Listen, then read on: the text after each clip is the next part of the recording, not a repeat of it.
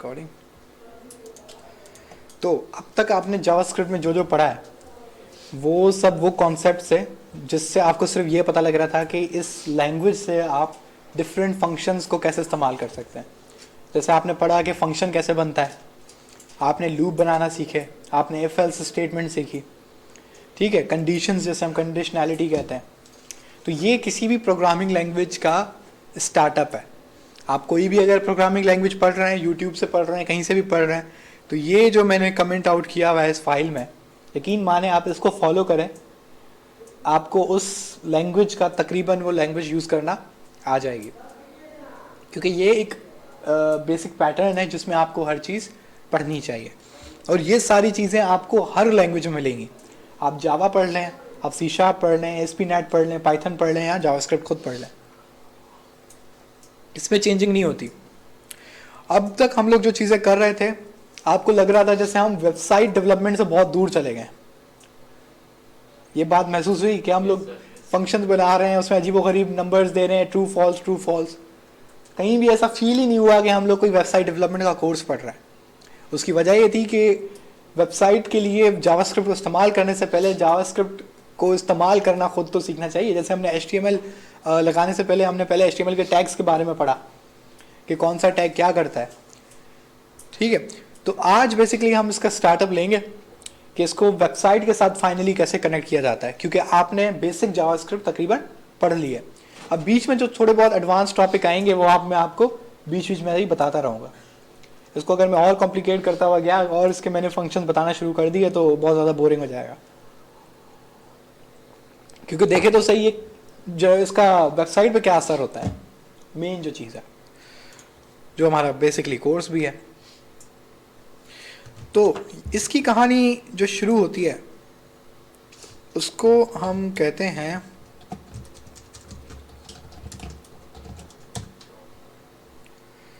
ठीक है। तो ये इमेज आपको कुछ जानी पहचानी लगेगी। ये बिल्कुल HTML का कोड है जो अब तक आप पढ़ते हुए आए हैं और खुद भी लिखते हैं। अब तो आप बहुत एक्सपर्ट हो गए हैं कि आप CSS के थ्रू भी इसको बड़े इजीली हैंडल कर लेते हैं। लेकिन मज़े की बात है कि ये जो आप HTML का कोड लिखते हैं, बेसिकली ब्राउज़र इसको ऐसे नहीं पढ़ता। ब्राउज़र उसको जावास्क्रिप्ट ऑब्जेक्ट के थ्रू पढ़ता है। इसका मतलब है कि जब आप HTML ब्राउज़र में चलाते हैं तो वो किस में कन्वर्ट हो जाता है, जावास्क्रिप्ट के ऑब्जेक्ट में। और अगर आपको जावास्क्रिप्ट का ऑब्जेक्ट याद हो तो वो कुछ ऐसा दिखता है, जैसे कि HTML ऑब्जेक्ट, मैंने इसको नाम दिया तो ये समझ लें ये मेरा ऑब्जेक्ट है। एक मिनट इसको एक्सपेंड कर दें। तो ये कर्ली ब्रेसेस है। यार इसका कलर बहुत बेकार है।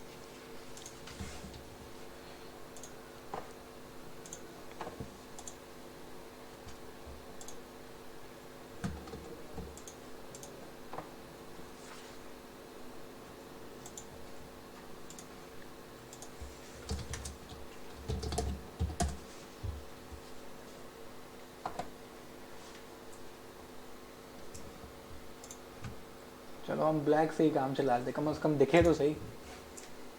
तो अब जावास्क्रिप्ट ऑब्जेक्ट हमने पढ़ा था कि उसके अंदर वो स्टार्ट होता है कर्ली ब्रैकेट से, उसके अंदर एक वैल्यू नाम की चीज होती है, बल्कि एक की है, एक की नाम की चीज होती है और उसकी एक वैल्यू होती है, ठीक है। ये एक जावास्क्रिप्ट मॉडल है, ऑब्जेक्ट है, सॉरी मॉडल नहीं, जावास्क्रिप्ट क्या है, ऑब्जेक्ट। इसके अंदर एक की होगी और एक वैल्यू होगी। अब वैल्यू कुछ भी हो सकती है, वैल्यू एक दूसरा ऑब्जेक्ट भी हो सकती है, वैल्यू एक एरे भी हो सकती है, एरे एक स्ट्रिंग भी हो सकती है, नंबर भी हो सकती है, एक फंक्शन तक हो सकती है। इसमें कोई लिमिटेशन नहीं है।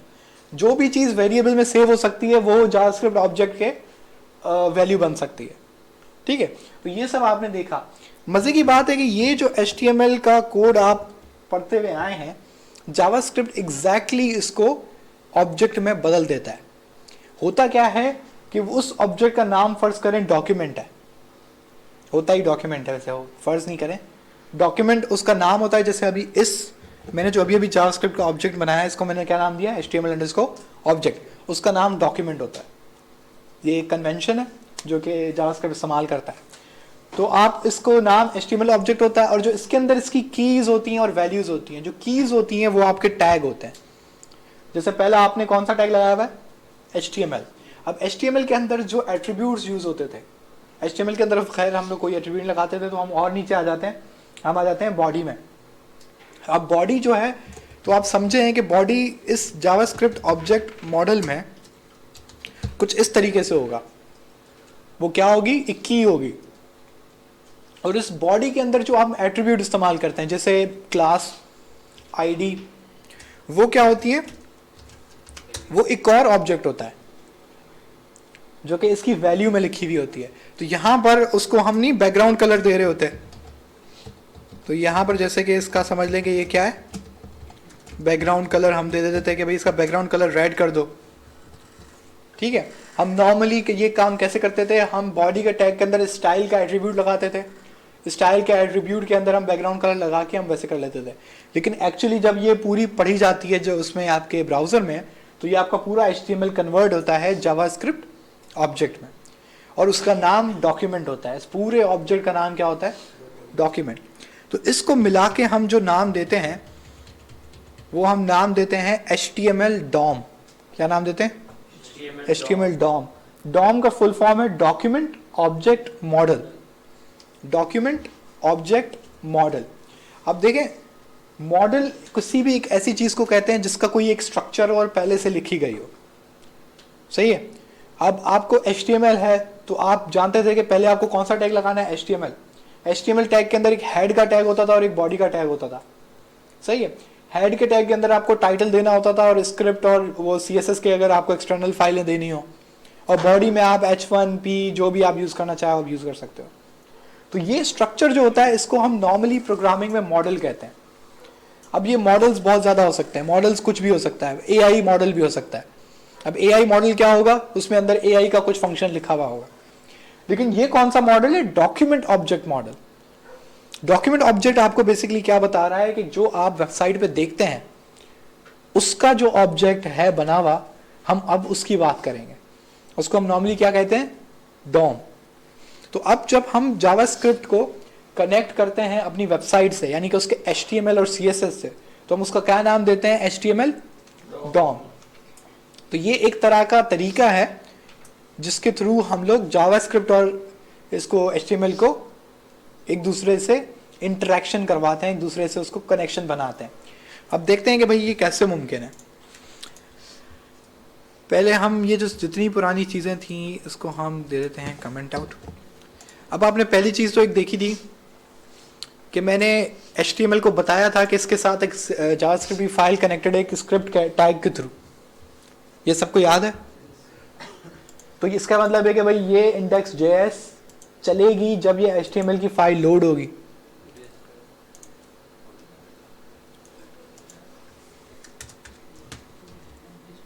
तो एक काम करते हैं, हम अब तक क्या यूज करते हुए आए हैं, लॉग। कॉन्सोल लॉग यूज करते हुए आए ना हम लोग। अब कॉन्सोल लॉग के अंदर हम करते हैं डॉक्यूमेंट को लॉग। मैंने कहा कि जो HTML का पूरा वो स्ट्रक्चर है, जो DOM है, डॉक्यूमेंट ऑब्जेक्ट मॉडल, वो किसके अंदर सेव हो रहा होता है, डॉक्यूमेंट में। तो हम इसी को कॉन्सोल लॉग करवाते हैं और हम इस HTML को चलाते हैं ताकि हमें ये लोड हो।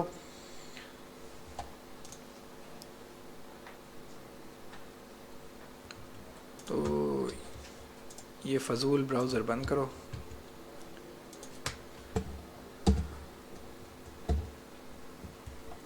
ठीक है, तो ये फेविकॉन, खैर इसको आप इग्नोर करें। फेविकॉन का मतलब है वो कह रहा है कि भाई मैंने कोई लोगो नहीं दिया उसको।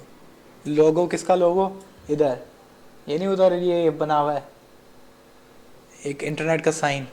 तो अब नॉर्मली अगर आपने वेबसाइट खोली हो तो यहाँ पर एक आइकन होता है, तो ये कभी कभी ये एरर आ जाता है क्योंकि वो उसको बाय डिफ़ॉल्ट समझता है कि आपको कोई ना कोई आइकन देना चाहिए था। तो इस ये जो फेल टू लोड स्टेटस 404 खास तौर पर favicon.ico, इसको आप इग्नोर किया करें। लेकिन अगर आप पूरी वेबसाइट बना रहे हैं और अगर ये एरर आ रहा है तो इसका मतलब है कि आपने आइकन नहीं लगाया ऊपर वाला।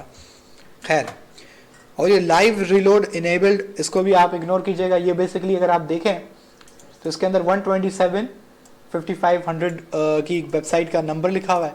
ये मैंने एक सर्वर बनाया है सिंपल, और सर्वर कैसे बनता है वो मैंने खैर आपको बताया था कि आप HTML फाइल के लेफ्ट हैंड करके ये ओपन विद लाइव सर्वर। ये मैं क्यों करता हूँ, क्योंकि यहाँ पे मैं कोई भी चेंज करके सेव करूँगा तो वो ऑटोमेटिकली वहाँ पे रिफ्लेक्ट हो जाएगा। खैर ये इसको आपको देखने वाली चीज़ नहीं है, जो देखने वाली चीज़ है वो ये देखें, ये index.js ये हमारी फाइल है, लाइन नंबर 181, लाइन नंबर मतलब उसने क्या चीज़ चलाई है ये, तो उसका वो कह रहा है कि भाई आउटपुट ये रहा। ठीक है, अगर आप गौर करें जब मैं इस डॉक्यूमेंट पे क्लिक रख रहा हूं तो पीछे से देखें वो सबको ब्लू कर रहा है। ये वही तरीका है कि जब आप HTML के किसी टैग पे कोई वो क्लिक रखते थे तो वो पूरा कलर कर देता था। वालेकुम सलाम। तो अब हमने ये ऑब्जेक्ट जो है इसको कंसोल लॉग करवाया है। अब इसको देखते हैं कि इसके अंदर क्या क्या है। अब आप देख रहे हैं कि आपकी जो पूरी HTML है इस डॉक्यूमेंट कीवर्ड के अंदर है या वेरिएबल के अंदर है। डॉक्यूमेंट एक सिंपल वेरिएबल है जिसके अंदर आपकी पूरी HTML है। ये देख रहे हैं, ये मेरी पूरी HTML इसके अंदर मिल रही है। इसका मतलब है कि अगर जावास्क्रिप्ट के अंदर मुझे ये HTML चाहिए तो मैं उसको किसके जरिए बुलाऊंगा? डॉक्यूमेंट के जरिए। सही है, डॉक्यूमेंट का ये मतलब है।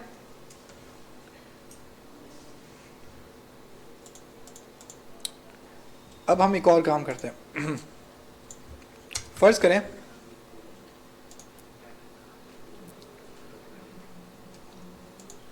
इसको थोड़ा नीचे करते हैं। ये H1 है, बहुत आसान। इस H1 पे आईडी क्या लगी हुई है? हेडिंग। मैं जावास्क्रिप्ट को कहता हूं कि यार, अच्छा जो बच्चे थोड़ा लेट आए, हम लोग बात कर रहे हैं आज डॉक्यूमेंट ऑब्जेक्ट मॉडल की, HTML DOM की। डॉक्यूमेंट ऑब्जेक्ट मॉडल क्या होता है? हमने अब तक जो चीज़ें पढ़ी हैं वो जावास्क्रिप्ट को समझने के लिए पढ़ी हैं। तो उसका फंक्शन, उसका इफ एल्स स्टेटमेंट, जितनी भी चीज़ें, डेटा टाइप्स, वो हम क्या पढ़ रहे थे? जावास्क्रिप्ट को समझने के लिए। अब हम क्या पढ़ रहे हैं कि हम जावास्क्रिप्ट को HTML के साथ कैसे कनेक्ट करते हैं और उसमें क्या क्या हम चेंजेस कर सकते हैं HTML के अंदर जावास्क्रिप्ट के थ्रू। तो बेसिकली पहले हम जावास्क्रिप्ट को समझ रहे थे, अब हम बेसिकली क्या पढ़ रहे हैं कि हम वेब डेवलपमेंट की तरफ वापस आ रहे हैं कि जावास्क्रिप्ट को वेब डेवलपमेंट में इसका क्या रोल है। ठीक है, तो आज की क्लास ये है। जो बच्चे लेट आए उनके लिए शॉर्ट एक ओवरव्यू। अब एक हम काम करते हैं, हम इस डॉक्यूमेंट को बुलाते हैं। अब मैंने कहा था कि डॉक्यूमेंट क्या है? वो है ऑब्जेक्ट। डॉक्यूमेंट मैंने कहा ऑब्जेक्ट है। जैसे कि मैंने ये वाला मैंने एक ऑब्जेक्ट बनाया, ठीक है। तो ऑब्जेक्ट जब हम यूज कर रहे थे तो याद है मैंने क्या कहा था कि इसकी मुझे फर्ज करें, इधर मैं एक और बना देता हूँ नेम, दोबारा वेब एंड डेव। ठीक है, तो अगर मैं यहाँ पे वापस आता हूँ, इधर मैं लिखता हूँ HTML ऑब्जेक्ट। अब मुझे ये अगर नेम चाहिए तो आपको पता है मैं डॉट लगा के क्या करूँगा? नेम। तो मुझे क्या मिल जाएगा? वो नेम जो मैंने लिखा था। और अगर मुझे ये बॉडी, अब बॉडी देखें खुद एक ऑब्जेक्ट है। बॉडी जो है उसकी वैल्यू क्या है? खुद एक ऑब्जेक्ट है। तो मैं HTML डॉट बॉडी करूँगा तो वो इस बॉडी की वैल्यू मुझे रिटर्न करेगा, और इस बॉडी की वैल्यू खुद एक ऑब्जेक्ट है। तो नीचे तक मैं एंटर मारूं तो उसने क्या खोल दिया? एक और ऑब्जेक्ट, क्योंकि वो कर्ली ब्रैकेट दिखा रहा है आपको। अब मैं कहता हूं कि यार इस बॉडी के अंदर एक बैकग्राउंड कलर है, मुझे वो चाहिए। तो उसने मुझे क्या रिटर्न कर दिया? रेड। तो बताने वाली बात यह है कि अगर एक ऑब्जेक्ट के अंदर ऑब्जेक्ट होगा और उसकी वैल्यू आपको चाहिए तो आपको सबसे पहले किसका नाम लिखना है? उसके पेरेंट का। फिर आप डॉट लगाएंगे, उसके जो जिस की आपको वो चाहिए ऑब्जेक्ट, आप उसका नाम देंगे और फाइनली उसकी वैल्यू। अब ये और आगे बहुत भी जा सकता था। अगर मैं बॉडी के अंदर एक और ऑब्जेक्ट दे देता, ये जितना चलता ये आप इसको चलाना चाहें चलाया जा सकता है। ये आपकी डेटा के ऊपर है। ये आपको पता लगेगा जब आप APIs पढ़ेंगे। APIs में ये बहुत ज़्यादा होता है, नेस्टिंग। इसको हम नेस्टिंग ही कहते हैं। हमने बहुत ज़्यादा पढ़ा है इसको। HTML में भी हमने नेस्टिंग पढ़ी है, नेस्टेड लिस्ट में। तो नेस्टिंग ही कहलाती है। और ये ज़्यादातर ये APIs में ज़्यादा यूज़ होती है क्योंकि वहाँ पे आपको पूरा का पूरा डेटा इन ऑब्जेक्ट्स में ट्रांसफ़र करना होता है, और उसको इस तरीके से ट्रांसफ़र करना होता है कि आपको समझ भी आए कि कौन सा डेटा किसके लिए है। खैर, अब इसको हम दोबारा हटा देते हैं। तो मैंने कहा कि डॉक्यूमेंट एक ऐसा ऑब्जेक्ट है जो आपको बाय डिफ़ॉल्ट जावास्क्रिप्ट देती है, किसको कंट्रोल करने के लिए? HTML को कंट्रोल करने के लिए। तो डॉक्यूमेंट भी एक ऑब्जेक्ट है, तो उसके अंदर भी इसकी कोई ना कोई वैल्यूज होंगी, कीज होंगी। तो ये जब आप डॉट लगाएंगे तो आपको एक लिस्ट पूरी बताएगा जो इसकी कीज हैं। अब ये डॉक्यूमेंट का जो ऑब्जेक्ट है ये बाय डिफॉल्ट ऑटोमेटिकली जैसे ही आप कोई चीज़ बनाते हैं HTML, ये उसके साथ लोड हो जाता है, क्योंकि ब्राउज़र बेसिकली पढ़ता यही और डॉक्यूमेंट ऑब्जेक्ट है, उसको HTML समझ ही नहीं आती। सही है, ब्राउज़र्स को HTML समझ नहीं आती, वो पढ़ते क्या है, जावास्क्रिप्ट का ये ऑब्जेक्ट। वो देखते हैं कि जावास्क्रिप्ट के इस डॉक्यूमेंट ऑब्जेक्ट में क्या क्या आया है, वो उसको चला देते हैं। ठीक है, तो पहली अगर कोई आपको आज इसका हम लोग चीज़ पढ़ेंगे वो है dot get element by ID. अब आप एक और चीज़ गौर से देखेंगे कि ये कौन सी केस है, ये कैमल केस है, पास कर लेंगे, ये कैमल केस है। जावास्क्रिप्ट में अब आप जो भी चीज़ पढ़ेंगे वो आपको कैमल केस ही दिखेगी। कैसे, अब जैसे कि एक था वो बैकग्राउंड कलर, CSS की प्रॉपर्टी है, बहुत ज़्यादा इस्तेमाल किया आपने। बैकग्राउंड कलर हम लिखते थे ऐसे, लेकिन अगर आप इसको जावास्क्रिप्ट में लिखेंगे तो आपको वो दिखेगा कुछ ऐसे लिखा हुआ, सेम बैकग्राउंड कलर, सेम उसका फंक्शन भी वही, लेकिन अब वो लिखेंगे हम कैसे, ऐसे, क्योंकि जावास्क्रिप्ट किसको फॉलो करता है, केमल केस को। तो आपने डॉक्यूमेंट और गेट एलिमेंट बाय आईडी किया। मुझे जहाँ पे जाहिर सी बात है एक आईडी पास करनी है, उसको ये बताने के लिए कि मुझे कौन सी आईडी वाला एलिमेंट चाहिए। तो जब मैं यहाँ देखूंगा तो मैंने H2 को क्या आईडी दी हुई है, हेडिंग 1। मैं इसको कॉपी करता हूँ, डायरेक्टली मैं इसको यहाँ पे पेस्ट कर देता हूँ। अब मैं इसको रीलोड करता हूँ तो यहाँ पे कुछ भी नहीं आ रहा है, ऐसा क्यों? नहीं, ये मुझे दिखा क्यों नहीं, कंसोल लॉग नहीं किया, मैं उसको कुछ बताया ही नहीं कि इसके साथ करना क्या है। मैंने उसको बता तो दिया मुझे ये चाहिए, लेकिन मैंने उसको कुछ भी नहीं बताया कि इसके साथ करूँ क्या। तो सबसे पहले आप ये कर सकते हैं, क्योंकि ये एक ऑब्जेक्ट है, जावास्क्रिप्ट का एक डेटा टाइप है, तो आप उसको वेरिएबल में सेव कर सकते हैं। तो आप इसको, मैं इसको दे देता हूँ हेडिंग का ही वेरिएबल, मैं इसको सेव करा देता हूँ। अब ये इसको रीलोड करते हैं, तो अब मैं यहाँ पे हेडिंग लिखता हूँ, तो ये डायरेक्टली यहाँ पे पास आउट हो गया, पूरा का पूरा एलिमेंट, पूरा का पूरा एलिमेंट। अभी मैंने उसको ये नहीं बताया कि मुझे H1 चाहिए, क्या चाहिए, मैंने सिर्फ उसको उसकी आईडी दी। अब ये टेबल, फॉर्म, इनपुट कुछ भी होता है ये आपको रिटर्न कर देता, पूरा का पूरा, पूरा का पूरा। ये दिमाग में रखिएगा, ठीक है। अब यहां तक बात रही, अब आपको दिख रहा है कि हम क्या कर रहे हैं, इंटरेक्शन कर रहे हैं HTML और जावास्क्रिप्ट का। हम थोड़ा और आगे चलते हैं। ये वाला केस याद है कि HTML object dot body dot background colour, ठीक है। इसी तरीके से अगर आप इस पूरे को कॉपी करें तो ये ज़्यादा सही लगेगा आप लोगों को शुरू में, सही है। डॉट, तो ये गेट एलिमेंट बाय आईडी, इसके बाद भी हमें क्या मिलेगा, एक ऑब्जेक्ट। तो इस ऑब्जेक्ट की मुझे वैल्यू अगर चाहिए तो मैं डॉट करके उसका की लिखूंगा। तो मैं की लिखता हूं क्या, इनर HTML, ठीक है। अब इनर HTML क्या है, जरा इसको कंसोल लॉग करा के देखते हैं। अब आपको पता है कि मुझे क्या करना पड़ेगा, बल्कि मैं इसको और वेरिएबल में सेव करा देता हूं, हेडिंग इनर, सही है। अब मैं इसको कंसोल लॉग कर रहा हूं या यहाँ पे डायरेक्टली वो उस वेरिएबल का नाम लिखूं, बात एक ही है, क्योंकि इसको पता है कि मेरे पास कौन कौन से वेरिएबल्स हैं, कौन कौन से फंक्शंस डिफाइंड है, वो यहाँ पे आप उसको एक्सेस डायरेक्टली कर सकते हो। तो मैं अगर हेडिंग लिखूंगा तो मुझे बताएगा कि आपके पास दो वेरिएबल हैं, हेडिंग और हेडिंग इनर। मुझे हेडिंग इनर देखना है, तो हेडिंग इनर के अंदर क्या आ गया, वेलकम। वेलकम बेसिकली उस दो टैग्स के बीच में जो भी इंफॉर्मेशन होगी इनर HTML के जरिए वो आपको मिल जाती है। अगर मैं इसको HTML में देखना चाहूँ तो मेरे कहने का मकसद है कि इन H1 के स्टार्ट और H1 के जो एंड, इसके बीच में जो कुछ भी होगा वो आपको डॉट इनर HTML क्या कर देता है, आउटपुट दे देता है, ठीक है। तो अगर हम इसको देखना चाहें लाइव तो मैं इसको डायरेक्टली कुछ ना कुछ बदल देता हूँ और मैं इसको दोबारा से देखूँ तो उसने आपको लेटेस्ट जो उसकी वैल्यू है वो रिटर्न कर दी। अब जावास्क्रिप्ट, ये एक जावास्क्रिप्ट का फंक्शन है, सब कुछ जावास्क्रिप्ट में हो रहा है। तो यहाँ पे एक चीज़ देखते हैं, हेडिंग इनर, मुझे पता है हेडिंग इनर क्या है, उसका इनर HTML जो कि उन टैग्स के बीच में है। तो क्या मैं जावास्क्रिप्ट के थ्रू इसको चेंज कर सकता हूँ? अगर मैं ये करूँ, इसको मैं स्ट्रिंग दे रहा हूँ और मैं इसको चलाऊं तो क्या ये चला? तो अब क्या हुआ? हाँ नहीं, मसला ये हुआ कि उसने इस वेरिएबल में ये वैल्यू सेट कर दी, ठीक है। उसने उस डॉक्यूमेंट ऑब्जेक्ट में कोई चेंजिंग नहीं की, उसने सिंपली जो मैंने एक नया वेरिएबल बनाया था उसमें चेंजिंग लाई है। अब मुझे करना ये चाहिए था कि मैं उसको बोलूँ कि डॉक्यूमेंट जो हमारा ऑब्जेक्ट है उसके अंदर एलिमेंट बाय आईडी लाओ, कौन सी? हेडिंग 1, उसके अंदर डॉट इनर HTML जो एक तुम्हारे पास एक की है उसकी जो वैल्यू है इस वक्त कौन सी होगी? ये वाली हमने देख ली, हमने उसको कंसोल लॉग करा के देख लिया था, उसमें वैल्यू यही आती है। अब अगर मैं इसको बोलता हूँ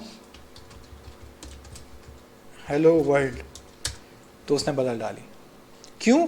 क्योंकि पहले मसला क्या हो रहा था कि पहले हेडिंग इनर में उसने उस हेडिंग इनर वेरिएबल के अंदर वैल्यू चेंज कर दी।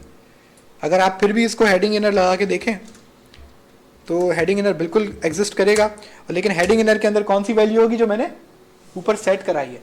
तो उसने वेरिएबल की वैल्यू चेंज की है, समझ आ रही है? लेकिन हमें चेंज किसकी करनी थी? डॉक्यूमेंट ऑब्जेक्ट के अंदर।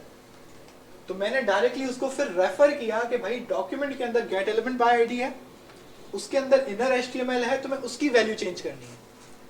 ये ही सेम तरीका ऑब्जेक्ट्स की वैल्यू चेंज करने के लिए इस्तेमाल होता है। अगर आपके पास अपना बनाया हुआ कोई ऑब्जेक्ट है, अगर आप उसकी कोई एक वैल्यू चेंज करना चाहते हैं तो आप ऐसे ही उसकी की रेफरेंस देंगे और उसको इक्वल्स टू करके आपको जो रखना है आप रख लें, ठीक है।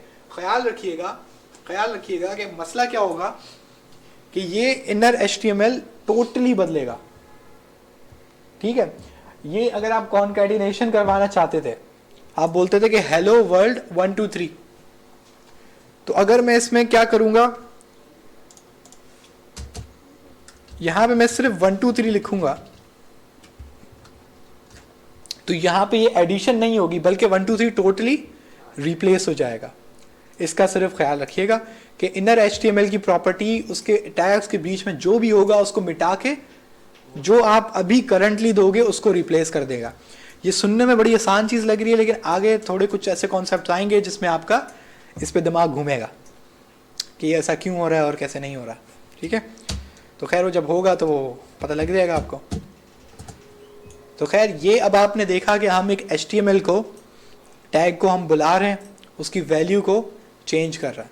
अब आपके ऊपर है कि आप कब, कैसे और किस तरीके से इस चीज़ को आप इस्तेमाल करें। अब जैसे कि ये एक हेडिंग है, अगर फ़र्ज़ करें कि मेरे पास यहाँ पर एक बटन है। अब ये देखें ये यूज़ केसेस हैं। अब आपके पास एक बटन है, बटन की एक आईडी है माय बटन, ठीक है। बटन बन गया, क्लिक मी। अब मैं क्या करता हूँ कि मैं जावास्क्रिप्ट में जाता हूँ, मैं कहता हूँ कि भाई वार माई btn, सही है, document dot get element by ID, और इसका मैंने नाम क्या दिया है। कभी भी खुद लिखने की कोशिश ना किया करें, आईडीज़ हमेशा कॉपी पेस्ट किया करें अगर ज़्यादा तकलीफ से बचना है तो। अगर दिल कर रहा है कि वो टेंशन पाल लेगा तो फिर ज़रूर खुद लिखो। तो माई btn जो आपका बटन था वो कहाँ से हो गया? माई btn के वेरिएबल में।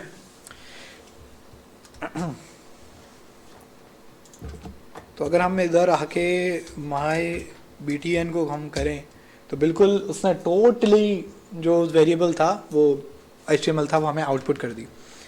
लेकिन अगर आपको इंडेक्स में याद है कि यहाँ पर, बल्कि आप लोगों को शायद नहीं पढ़ा होगा, इसका एक एट्रीब्यूट होता है ऑन क्लिक, ठीक है। ये कैटेगरी आ जाती है इवेंट लिसनर्स की। लेकिन अभी आपको इवेंट लिसनर वाली कहानी पे जाने की कोई ज़रूरत नहीं है, लेकिन अभी आपको बस समझने की ज़रूरत है कि जब आप बटन प्रेस करते हैं, अभी तक आपने बटन्स बनाए थे, सिर्फ बना के छोड़ दिए थे, लेकिन बटन प्रेस होता है उससे कोई ना कोई इफ़ेक्ट आता है। तो अब हम वो देखते हैं कि वो इफ़ेक्ट कैसे हम लाते हैं। तो आपने ये बटन बनाया, उसके अंदर सबसे इम्पॉर्टेंट एट्रीब्यूट कौन सा है? On click. अच्छा, यहाँ पे इसको उस बटन से कंफ्यूज ना कीजिएगा जो फॉर्म के अंदर टाइप सबमिट से आता है। फॉर्म के अंदर जो टाइप सबमिट के थ्रू जो आपका बटन बनता है उसमें बेसिकली ऑन क्लिक देने की ज़रूरत नहीं होती। उसकी वजह क्या है कि जब आप उसको प्रेस करते हैं, जो आपने एक्शन पे मैंने बताया था कि जो आप URL देते हैं वो सारा फॉर्म कहाँ भेज देता है, उस URL पे, तो वहाँ पे ज़रूरत नहीं होती। लेकिन कुछ लोग क्या करते हैं कि उसको कस्टम फंक्शन देना होता है, उनको फॉर्म को प्रोसेसिंग करनी होती है कहीं पर अपनी जावास्क्रिप्ट में, तो वो लोग फिर ऐसा बटन इस्तेमाल करते हैं। लेकिन ये खैर बटन चलाने का तरीका है। अब यहाँ पर आप क्या क्या कर सकते हैं, यहाँ पे अगर आप मैं चाहता हूँ कि जब ये बटन प्रेस हो तो जावास्क्रिप्ट का एक फंक्शन चले। ठीक है, एक काम करते हैं, हम इसको अलर्ट देते हैं।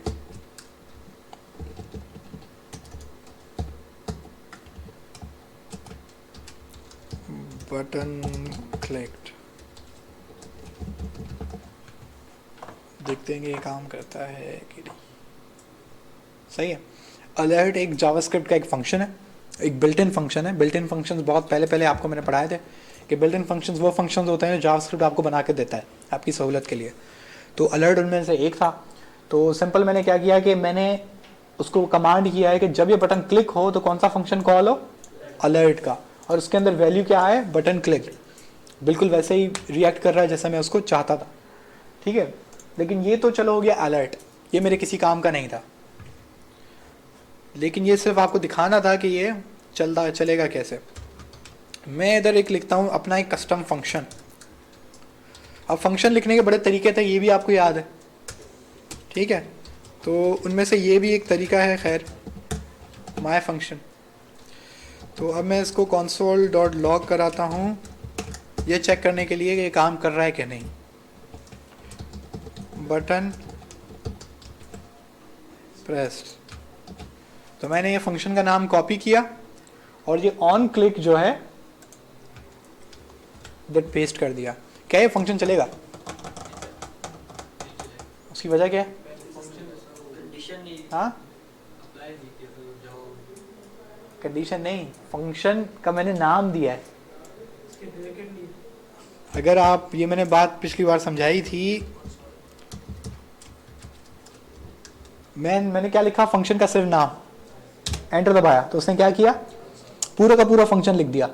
क्यों? क्योंकि ये माय फंक्शन सिर्फ एक वेरिएबल है जिसके अंदर आपका फंक्शन सेव हुआ है।